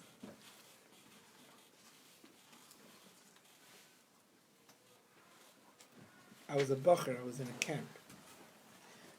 I was a counselor, whatever. And someone came to me and she tells me a story. Whenever Lubavitch was there in that city, he tells me a story. He says there was once a mule that was mules are known to be stubborn, right? So this mule was stubborn. It stopped in the middle of the street. It didn't want to go. What do you do if the mule stops in the middle of the street? The problem is the owner of the mule said, my mule is a special mule. I never hit him. I only talk to him. I don't hit him. I talk. I convince him. I explain to him. I argue. So I'm going to convince him to move. Anyone else wants to help me convince, but no hitting. Only with talking. In the meantime, there's a traffic jam. All the way back 5 blocks. And he's only talking. Finally, one guy comes to him. He says, I'll talk to your mule. I'll convince him to talk. Doesn't take you to talk to him. The guy goes over to the mule. He takes a big baseball bat and he whacks the mule on the back. And the mule runs and the whole street clears up. But the guy goes screaming at him. He says, oh, we said only talking. He says, I talk, but I had to first hit him that he should listen to me. So the Rebbe said, Chassidus speaks to the neshama, speaks to the seichel, allows us to grasp and to comprehend with our seichel inid muvade. But sometimes we need a whack to be able to listen to what it says in the Maimar Chassidus. We need a mephis to pull us out of our stupidity, out of our mud, so that we should hear, then we'll learn chassid, then we'll take it with a panemius. There's a Farbrengen. But my brother has to go give the Bachurim a whack over the head. They should come to the Farbrengen. If they come to the Farbrengen, they'll listen. Maybe they'll hear something, maybe not.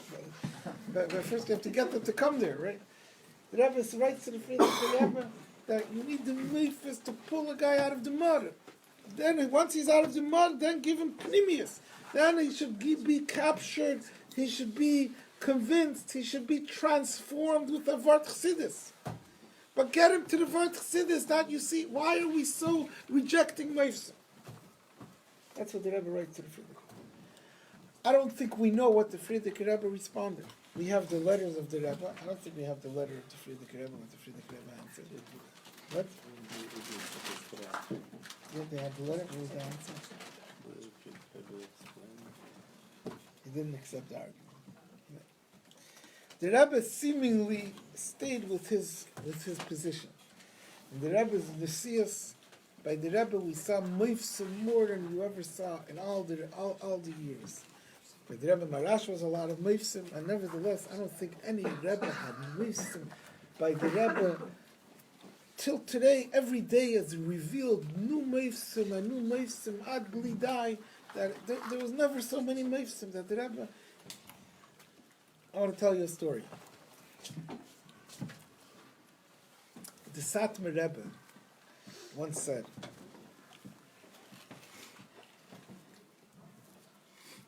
you can't believe all the stories of the Baal Shem Tov. You have to believe that they could have happened. You can't believe all the stories of the Baal Shem Tov. He said, because look, there's so many stories. The Baal Shem Tov didn't live so long. He didn't have so many Matzah Shabboses. You hear? Listen carefully. That's what the Satmar Rebbe said. Now I want to tell you a word from a Farbrengen of the Rebbe. The Rebbe once said, every story that was told to us has a lesson in Avodas Hashem. Said the Rebbe, how do we know every story has a lesson in Avodas Hashem? Said, you think about it. It's the Baal Shem Tov. The Baal Shem Tov means his whole life was a Baal Shemska life. Every moment of his life was a Meilam and a Teva. It was all supernatural. It was all miraculous. It was full of miracles. All the stories that we know, it doesn't cover his whole life. Where's all the rest of the stories? Must be we heard these stories because these stories have a lesson for us. Because there's so many more stories, has to be that we didn't hear. You hear? Two opposite looks. Did you get that or not? The Rebbe, that the Rebbe said about the Baal Shem Tov was full. There had to be, this we saw begilui, bemuchash, tangibly, clearly by the Rebbe. The Rebbe, on a regular Sunday, was hundreds of stories, every week after week, besides the rest of the stories in the middle of the week. Stories that till today there's coming as many stories as we think we know. So many stories. There comes more stories. They put them, they video them, every moment was L'maylam and Ateva. But L'maylam and Ateva was by all of the Rabbeim. Every moment by the Rebbe was L'maylam and Ateva begili in a way that ultimately we see it. We know about it. We learn. He shared it with us. He showed it to us. The Rebbe followed seemingly what he wrote to the Friedrich Rebbe, that he uses this tool, these wonders, these miracles, to pull us out of our mind, to pull us out of our complacency, to whack us on the back with the stick that we should hear of our Chassidus. So we have to know every story, every Farbrengen, you hear stories of the Rebbe, stories. You read us the articles that come out. You read a story of the Rebbe. There's things, stories of the Rebbe printed every week. There's new video stories of the Rebbe. You have phones. Unfortunately, we all have phones, but at least you have a phone. So you go and you see a video, encounters, this and that, stories of the Rebbe. Every story is meant to be a whack at the back. Every story is meant to be okay. So now stop being sukkaked in yourself. Stop being sukkaked in your world, in your chayshach. Hear Avar Chassidus. Hear a kernel of truth. Relate to truth. Listen to truth. Listen and understand with your seichel to pnimius. The mephis is the preparation. Hear the light, the illumination that the Rebbe gives us to understand, to comprehend, to grasp with your intellect, with your seichel, that avaya emes, avaya le'elam, that the truth is that the world is not a world, but ein muvadeh. L'chaim l'bracha.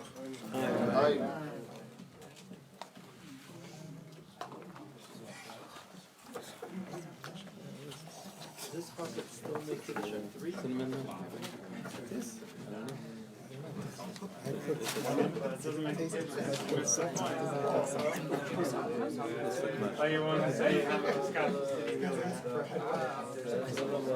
Ain't night milvado, yes, it's the heart of the ain't milvado, yes, it's the heart of the ain't night milvado.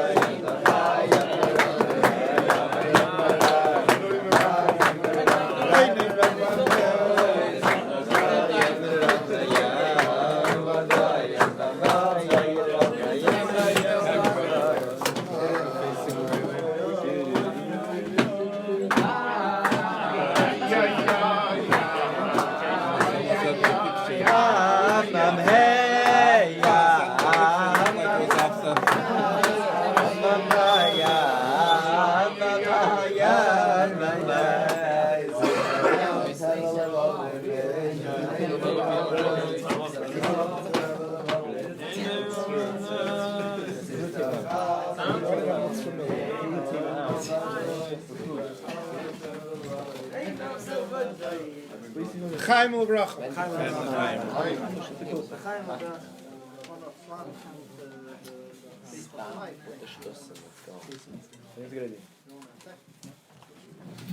Oh, stop with this. We should all stop with the shtusim. We have to not stop with the shtusim. We have to switch over the shtus. The shtus de l'umazeh and shtus de kedusha. Shtus de kedusha is needed. Shtus de l'umazeh is transformed. Change over.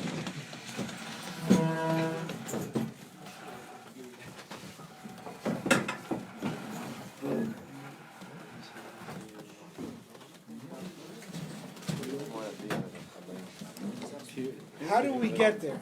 What? Same thing. Some point of the beginning.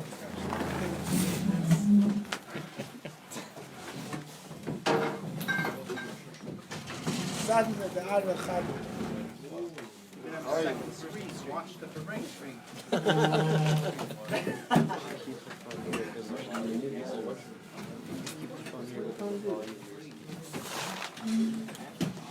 There's two things.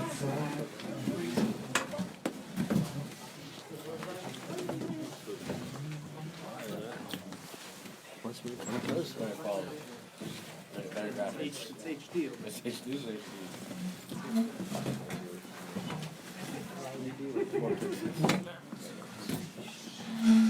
There's two things, Bachurim. There's one thing, first of all, I just want to say, because I see guys are coming and going, coming and going.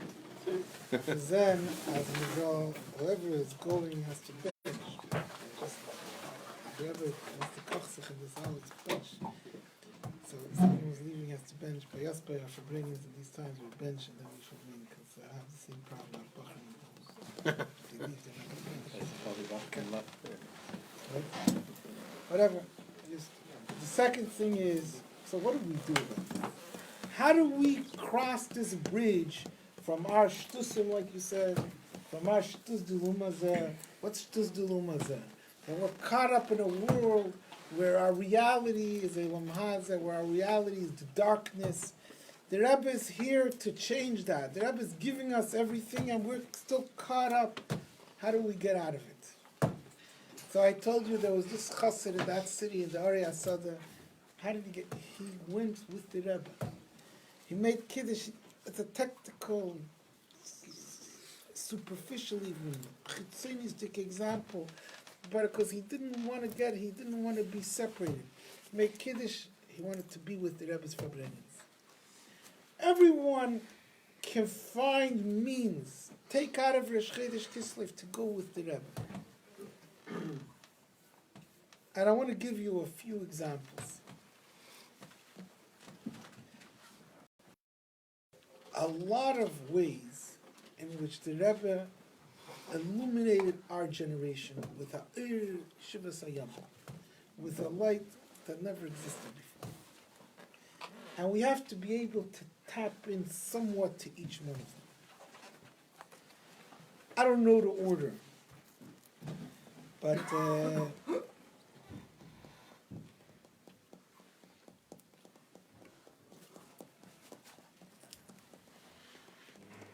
one of the first things,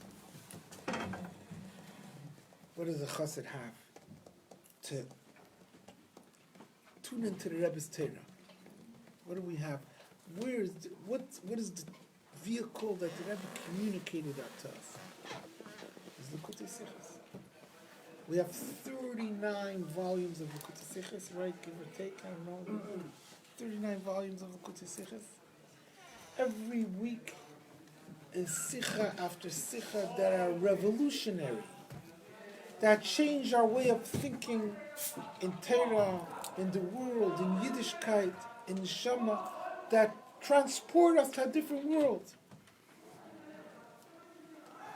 How much, I don't know, I'm talking to you guys, I'm asking, how much focus, effort, time, on a weekly basis do we spend on really learning the Rebbe's Sichos?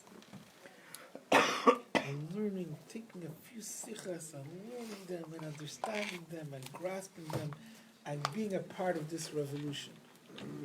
You know, I want to tell you a story.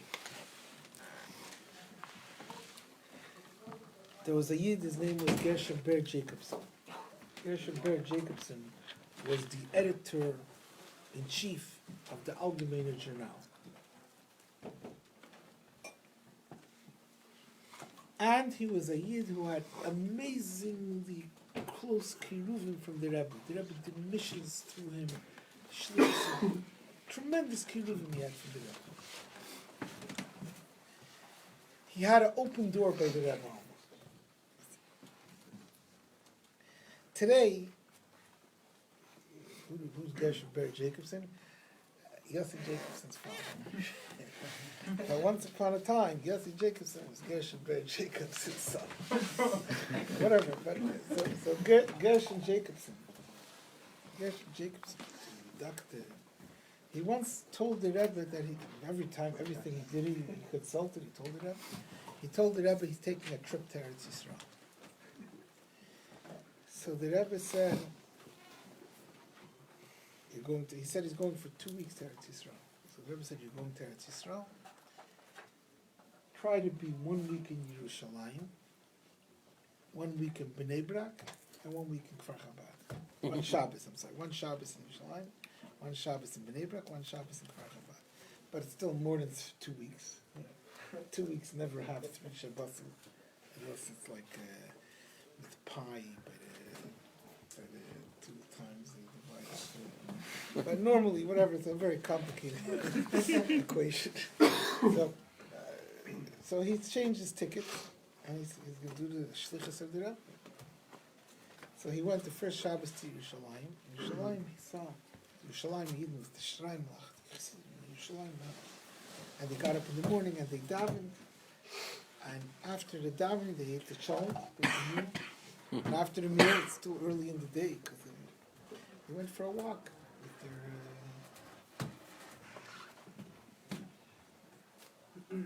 The husband is in the front of the block, the wife is in the back of the block or something. They went for a walk, Shabbos, Einik Shabbos, beautiful, walking with their hands behind their backs and their streimels on their heads and their backs just flowing in the wind. And it's amazing, mamish, like atzmas. Why are you laughing? Listen. The second Shabbos. Oh, okay, fine. The second Shabbos he went to Bnei Brak. Bnei Brak. There's a lot of B'nai Torah. And we passed by the porches. People were sitting on their porches and they were learning Torah, learning Rambam, and they were eating sunflower seeds. Because they like sunflower seeds very much. Alter Rebbe doesn't allow to open sunflower, but they didn't know about Alter Rebbe. They were eating and they were learning and eating the sunflower seeds. Called knacken samishkes. Knacken samishkes. Quack, eating this stuff. And they were having the enjoyment of the k'tzais, of the sunflower seeds, and mixing them together. They didn't know which one. That's that they were learning. Einik Shabbos. That's their Einik Shabbos. And the third week he was in Kfar Chabad. And in Kfar Chabad, it was the Chassidim. They davened. After davening, they had a Farbrengen. Kislev l'chaim. They said l'chaim, and they Farbrengen. They said l'chaim. These guys are finished already. All their sunflower seeds, they're finished their work. These guys are Farbrengen. They're saying l'chaim. Some guys never ended up going home. Some of the in the light, they ended up under the table. They're Farbrengen. The Rebbe was against that. He said, you have to go home, but they were searching, they were seeking, they were trying to get out of this. A Farbrengen. To know what a Farbrengen is. You have to Farbrengen about what a Farbrengen is. But listen to the story. So he came back after the 3 Shabbos, 2 weeks, 3 Shabbos, more or less, and he came to the Rebbe. And he had an open door, he had a myriad, unbelievable, a lot of stories with him, unbelievable things that the Rebbe liked. The way the Rebbe spoke to him, unbelievable. So he went back, but this story was he went back and he said to the Rebbe, I gave the Rebbe a report. I went through Shalayim, I started taking walks. I went to Bnei Brak, I started the learning. And then in Kfar Chabad they had a Farbrengen. So he said the Rebbe enjoyed it very much, what he said. And the Rebbe said, yeah, the Rebbe said, nicht von Spazieren und Knacken Samischkes macht man a Revolution. He said, by taking walks and eating sunflower seeds, that's not how you make a revolution. They said, yeah, they're doing a mitzvah, they're enjoying the Shabbos, V'karasal Shabbos, Einig Shabbos. The revolution, the ones who are turning things over, they're trying to get out, they're trying to break through. That's the Chassidim in Kfar Chabad. This was his story that he said. So I have a brother in California, in downtown Los Angeles, by USC, the University of Southern California, downtown Los Angeles. And he's a shliach there on campus. And he told me the story, that's where I heard the story from. And he told me in his Chabad house, a student. So students are like Bachurim. And Bachurim are like students. So that's the problem with Rosh Hashivas and of campus shluchim. We both have to deal with students and Bachurim. So the students, always you have one student that he knows everything that you're going to tell him. He knows better than you. And he's cynical and he laughs and he doesn't believe and he's a good student. But he's there for every meal and he fresses up all your food, but then he just breaks everything away with some cynical comments and some he's the nightmare of either the Rosh Hashivas or the campus shluchim, because they have their reincarnation in the yeshivas and the campus and whatever.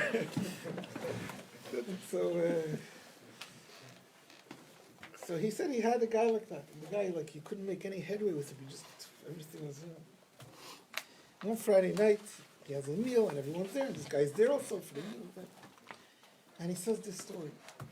My brother said this story. And he says that student who was his, after the story, he had a transformation.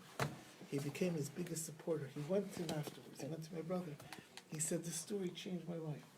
He said, I realized that the Rebbe is not just making it's not just another organization where here they get your checkbooks and they get your pledges of loyalty, who knows what else. He said, the Rebbe is making a revolution. All these Chabad houses, all these yeshivas, all these stuff, it's all part of the revolution. The Rebbe is here to change the world. And the Rebbe gave each of us the schus that we should play a part in the revolution, that we should be part of it, help change the world. And that realization changed his whole attitude and his whole approach and his whole yachas, his whole relationship. It's a revolution. It's not the cynical look that he had on it. He wants to be a part of it. He wants to be a supporter, which he became from that. The Rebbe is here to make a revolution, to turn over darkness to light, turn over worldliness to godliness. I just want to stick in another story before I continue. There was a chassid, a shliach from Israel, and he went to Russia, traveled to Russia. He had this mission, self-proclaimed mission. He wanted to get the documents of the interrogation of Rabbi Wagner, the Rebbe's father. He wanted to see them, he wanted to get them, he wanted to publicize them. Where's he going to get them from? From the KGB. So he set up a meeting. He went to Russia. He traveled to Russia. This wasn't when you could already go to Russia, and he didn't have to be afraid of the KGB. And he made a meeting with a very high, top KGB officer. And he was able to have chutzpah, whatever. It wasn't a big deal. Then it was. He comes into the guy and he gives him a gift, a book, all about Lubavitch's work in Russia. Lubavitch, Borussia, Savitas. And he talks to him. He says, he finishes telling him who he is. And the KGB guy sits back in his chair. He says, yeah. He says, I know all about Lubavitch. He says, I know all about 770 Eastern Parkway. He Says, in fact, I was there myself. Says, I was there in official business. I was there in official business. And I'll tell you, he says, at first we were shocked. Says, this is Rabbi Schneerson. We know Rabbi Schneerson. We know on the KGB Rabbi Schneerson. And we know he's the world leader, world Lubavitch. He says, Rabbi Schneerson, his headquarters is in a basement. In a basement. He said, I was there. He says, after the prayers, they sit on wooden tables and they ate herring and look. This is the worldwide headquarters of the Lubavitch movement. So what's going on over here? He said, but I realized that this was just a confirmation of what we always knew. He said, Lubavitch, we knew always deep down they're a revolution. And every revolution starts in a basement. So the Rebbe is making a revolution. The Rebbe wants to turn us over. He wants us to turn over the world. And to turn over the world, it's not enough to come to... No, we have to make a change. Rosh Chodesh Kislev has to be a transformation. It has to be a step, a spike, a wheel in the revolution. Everyone has to figure out what's going to be different to me tomorrow. And the difference has to start from two things. We have to wake up in the morning and learn Chassidus. Because without that, we don't have a foundation. We have to... What? We have to wake up in the morning and learn Chassidus. Wake up in the morning and come on time to Seder and learn Chassidus. We have to learn it like it's something that we love, like it's something that we appreciate. I was telling you before about the Rebbe Sichas, that the Rebbe Sichas make a revolution. There was a, you know, they give out these publications, the Likras Shabbos. Likras Shabbos, they write over the Rebbe Sichas and they give it to the world. There was a Jew, his name, I forget his name right now. I heard his name, I don't remember it right now. There was a Jew, he was a Magashir in Mir in Borough Park. Chashavid, big Talmud Chacham. One of the Rosh Yeshivas there, they described him as. I have his name in the back of my head, it's not coming forward, but it doesn't matter. And the Lubavitcher Bachurim went to him, and they gave him the Likras Shabbos, 1 week. Obviously, he was positively disposed towards Lubavitch, otherwise, but still, he was a Messiah. He takes the Likras Shabbos and he looked through. It was a Sicha on Parshas Yisrael. It was about Zachars, Yom HaShabbos, about the two Zachars. A Sicha. The Zachars, the two Zachars. He reads the Sicha. And he had a Bacher like a Mishamish Bakodesh, like the Misnagim, like the Kabbal. He had his like his Gabbai, his Bacher. He says to his Bacher, take my credit card, my bank card, whatever it is. I want you to go buy me the whole set of Likutei Sichos. 39 chalaks. I want you to buy me the set of Likutei Sichos. The entire set of Likutei Sichos. But everyone was there surprised. The Lubavitcher Bachurim were the most surprised. Once again, the whole set of what happened to me. Everyone asked him, what's going on? What happened? He said, this sugya that the Rebbe is addressing, is dealing with, this Likras Shabbos, the Zachar, this is a sugya, he said, I'm learning for, I forget if he said 6 years or 8 years. 6 or 8 years. That he's learning this. He said, every year I can reach a deeper understanding, a deeper level, new chidushim in this sugya. And now I got the Rebbe Sicha. He said, I see where I finished after my 6 years or 8 years, I forget what it was. Where I finished, that's where the Rebbe starts. And he goes from there on. He says, if that's the case, I need the set of Likutei Sichos. Where I finish, that's where the Rebbe starts. That's the Likutei Sichos revolution. The Chassidus revolution is the same thing. You work. You struggle. Whatever you could reach with your own strengths, with your own efforts, when that ends, that's where Chassidus starts and brings us to a whole entire new world. It's not just helping us, or no, it's bringing us beyond that. The first step in the revolution is you gotta get up in the morning. Everyone gets up in the morning. I'm just talking like as if I'm talking to my boss. you have to get up in the morning on time and learn Chassidus, because that's our tool. That's our the instruction booklet. Learn and understand and delve into the Achdus Havaya the way it's taught us in Pnimis Atera. The first step is you got to wake up in time in the morning and learn Chassidus. The second step is that you have to daven. All of us, you have to daven. We can't. It's no such a thing that a Lubavitcher Bacher jumps through davening. Everyone thinks, this is the style. That's what they do here, there. Yeah, it's assembly. They daven. No such a thing. You have to daven every word and daven slow, and that the slower you daven, the more you're connecting yourself with Chassidus. The tool, the best tool to take Chassidus and smash it into your mindset and smash it into your heart and mind and make it a part of you is davening. Don't think that you see people running through the davening that's diminishing Chassidim. The Rebbe wants a chassid to daven.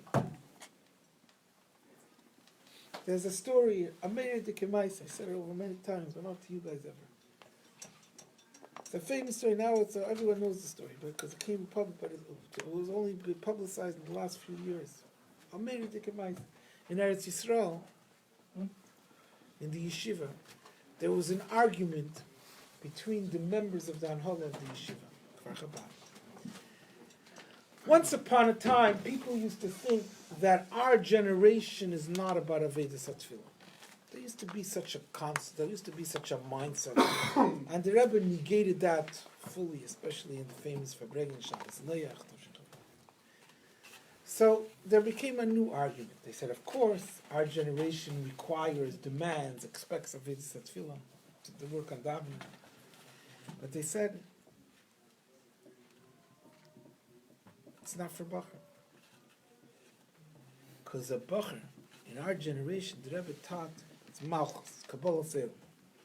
Our generation is the generation of Kabbalah Seil. First and foremost, the strongest foundation, the connection of a Bacher today is by doing what he has to do. If a Bacher davens long, he comes late to say there, right? Yeah, you ever had that?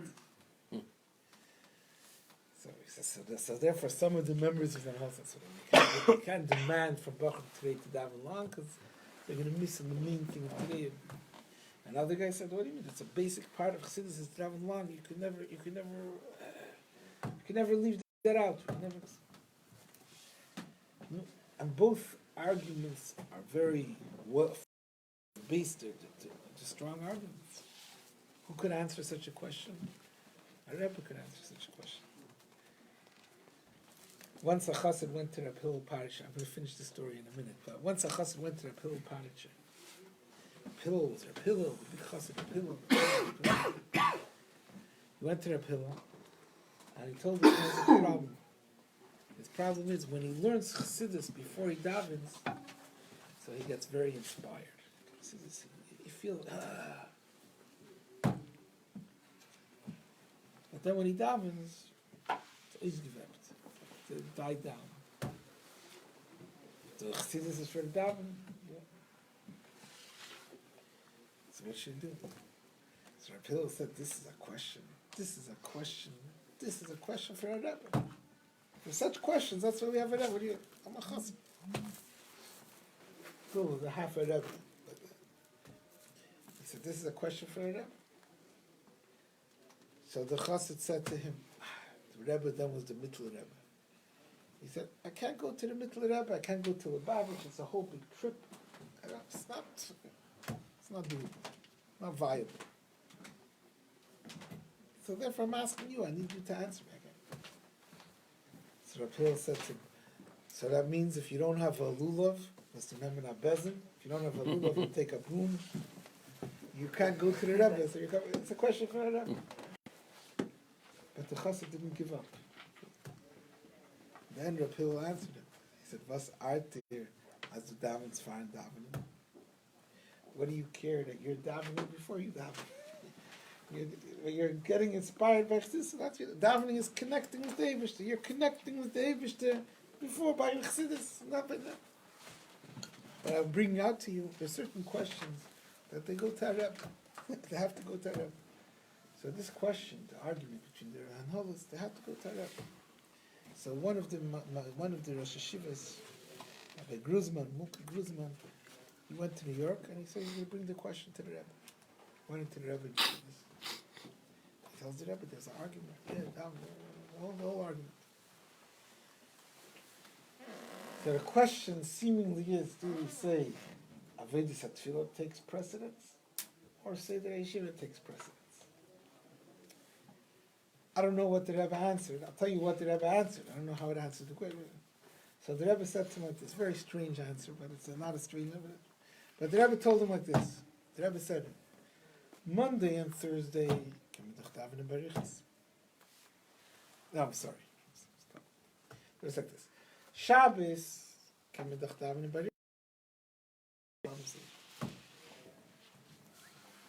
Friday,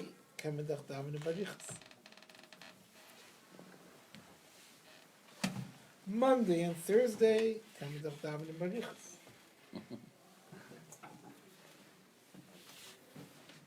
Rosh Chodesh, Yom de Pagra, so they gave a cheshbon somehow. Why, when, where? This is what the Rebbe said to him. I'm not going to mix into your fight over there, but even according to both sides, there's a bunch of things. But the Rebbe concluded that Timchet Tmimim without davening by it's not a yeshiva, it's not Timchet Tmimim. The Rebbe said Timchet Tmimim is davening by Richas. How do you get around say the yeshiva? Well, you have Monday and Thursday and Friday and Shabbos and you have the Pagas and Chodesh and whatever the explanation is. Because Monday and Thursday is also whatever's the explanation. There has to be davening in order to make a conduit, to make a tzina, to make a pipe, to make a pathway that whatever we learn in Chassidus should permeate us, should penetrate us, should make a change in us, that I should be able to live it, that comes in davening, and saying a word of davening, and thinking about the Eivishter, and thinking about how whatever concept Chassidus applies to the word in davening. There's a famous story that the Friedrich Rebbe says that they met a chassid, and they saw a simple chassid, and he was davening barichas. And they asked him, "You're a simple chassid. You're not a masculine chassidus. You're not a big intellectual. How are you davening?" He said he went into Yechidus 40 years before for the Alter Rebbe, and the Alter Rebbe said to him, "Zacher v'shomer b'dibur echad." The Rebbe said, "Zacher, remember, v'shomer and protect." B'dibur, and every word of davening, echad after savayim. With that, the Yechidus of the Alter Rebbe, he davened for 40 years and more. Every word of davening portrays and reflects the echad. Take a concept of Chassidus that you learned and put it into the word of davening. The revolution has to come from davening. In order for it to change, in order for it to affect us, in order for it to be a part of us, you have to learn Chassidus with it. You have to understand it. You have to know the philosophy. You have to know the concept. You have to know what our official position is. But you have to daven. You have to sit and forget about everything and say a word and think about the word. So you don't have to say the whole davening Baveda. Say one page Baveda every day. Maybe expand it, but yeah, every chassid has to put effort into davening, to make that illumination, to make ourselves kalim, for the Rebbe lighting up our life, our neshama, connecting our neshama with our guf. We have to be kelim. We have to, on ourselves, bring the gili that we have in our Avert Chassidus into our beings.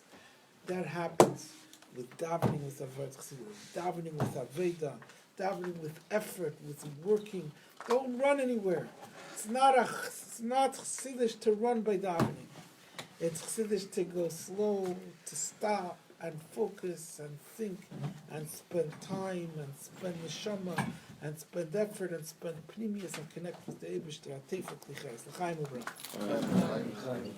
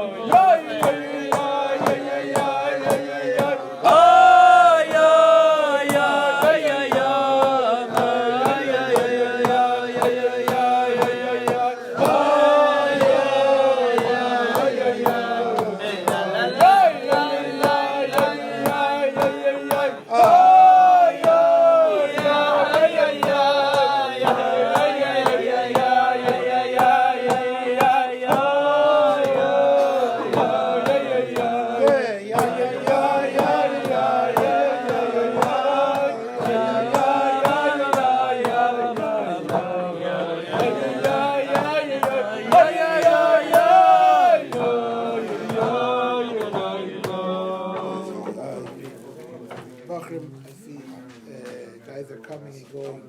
I want to give a suggestion. Let's bench. We can continue after benching, but I see some guys are benching and leaving. Some guys are not Bachurim all over. Let's bench. Everyone will be benched. Then we can make a bracha. And we can Farbrengen. Give a chance that Chaim or bracha. Before benching comes up Chaim. After benching comes up Chaim. We need some benches, Sigirim or something like that. What? Yeah, you have a Chaim? Chaim. I don't think we have any more. Sure,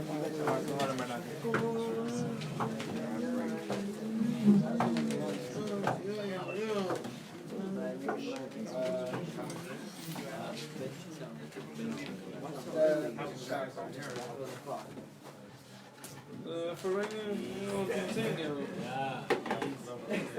Or continue. Yeah, it's just some people. The commercial break. Yeah, but we need bus. Yeah, but we need to make after party.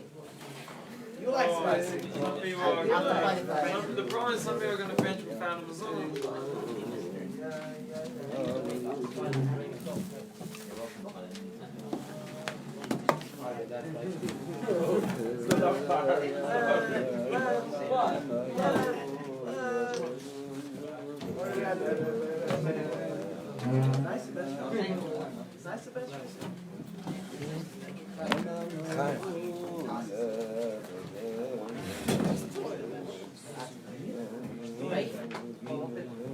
Rabbi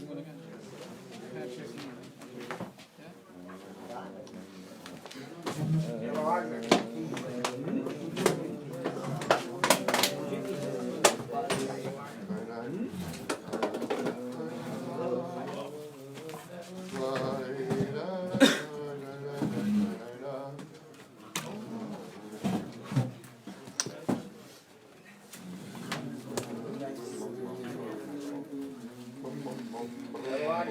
There's a lot of Farbrengen costs them in Branca.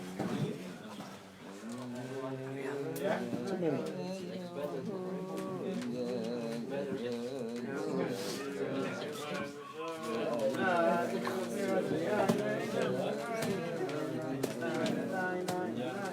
Pretty sure it's not you right.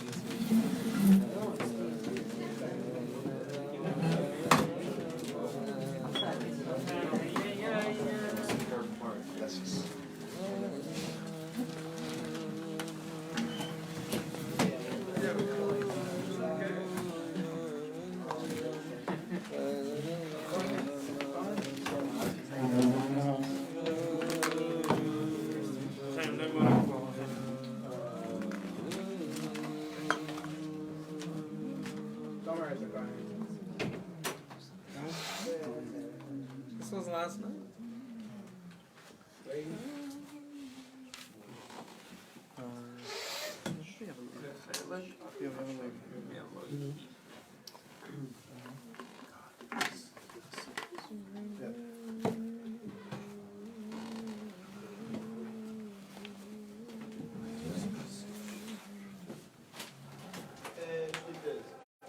Spy. Whatever Russia's spying.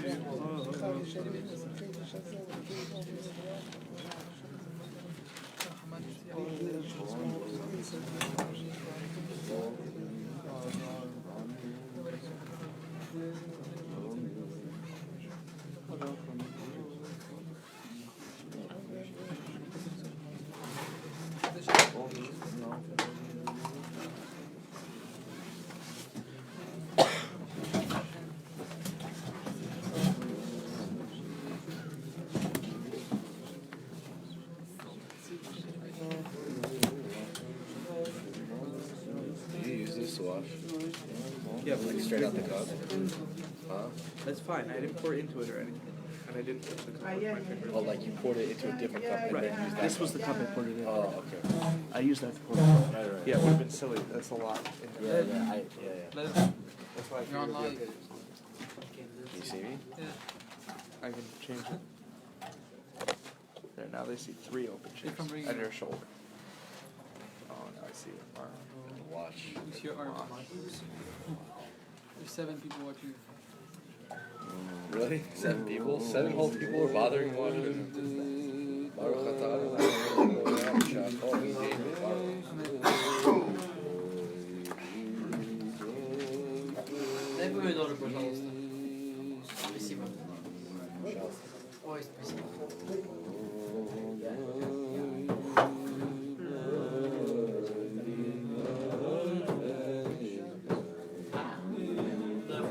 Бехайм.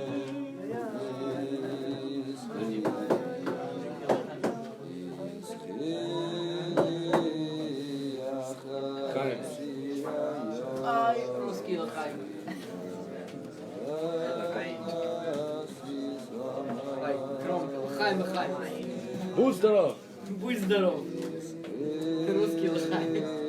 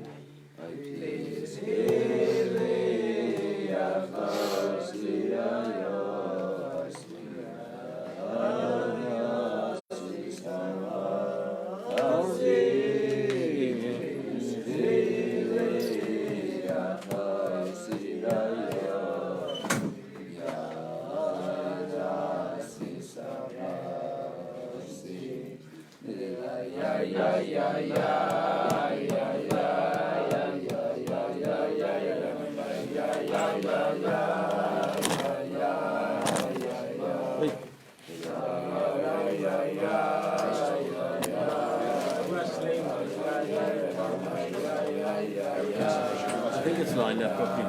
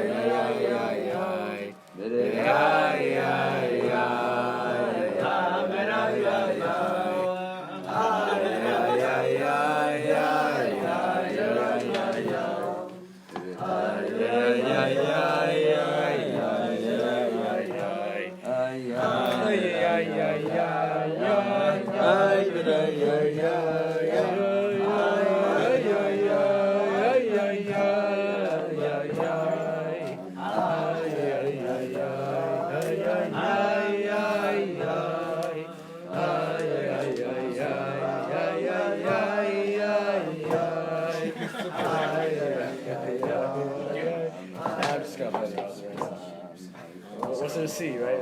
We're watching on I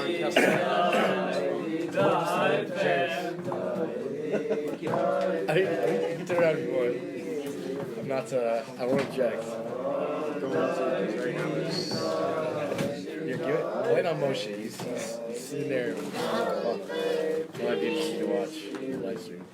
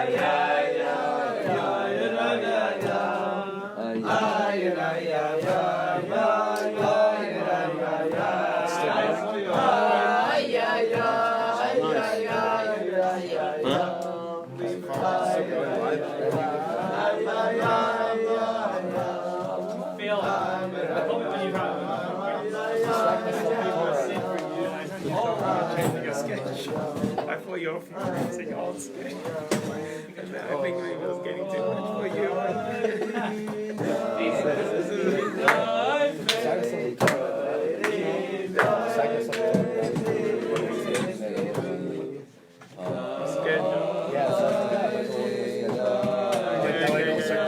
It's all good. I checked it out for you. I just look at the base because It's all. if I didn't know you shop with some Sundays, good know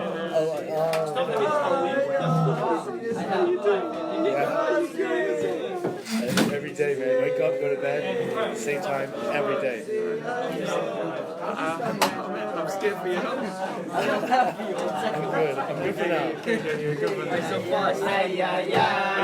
Health comes first. I used to say now I sleep all day and wake up 5:30. I'm so strong now. I get tired. So anyway, it's all good for you. It seems like a lot of fun. It's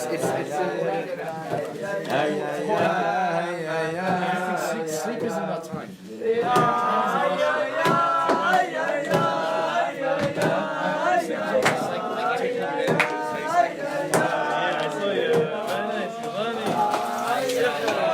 I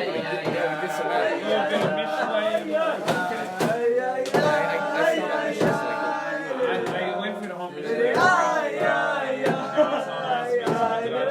can't say a word of what That's kind of go like no, yeah, it does. I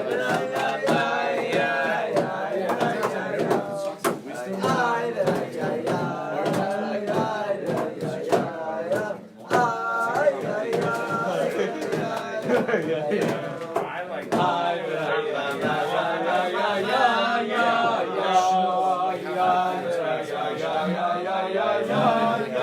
Just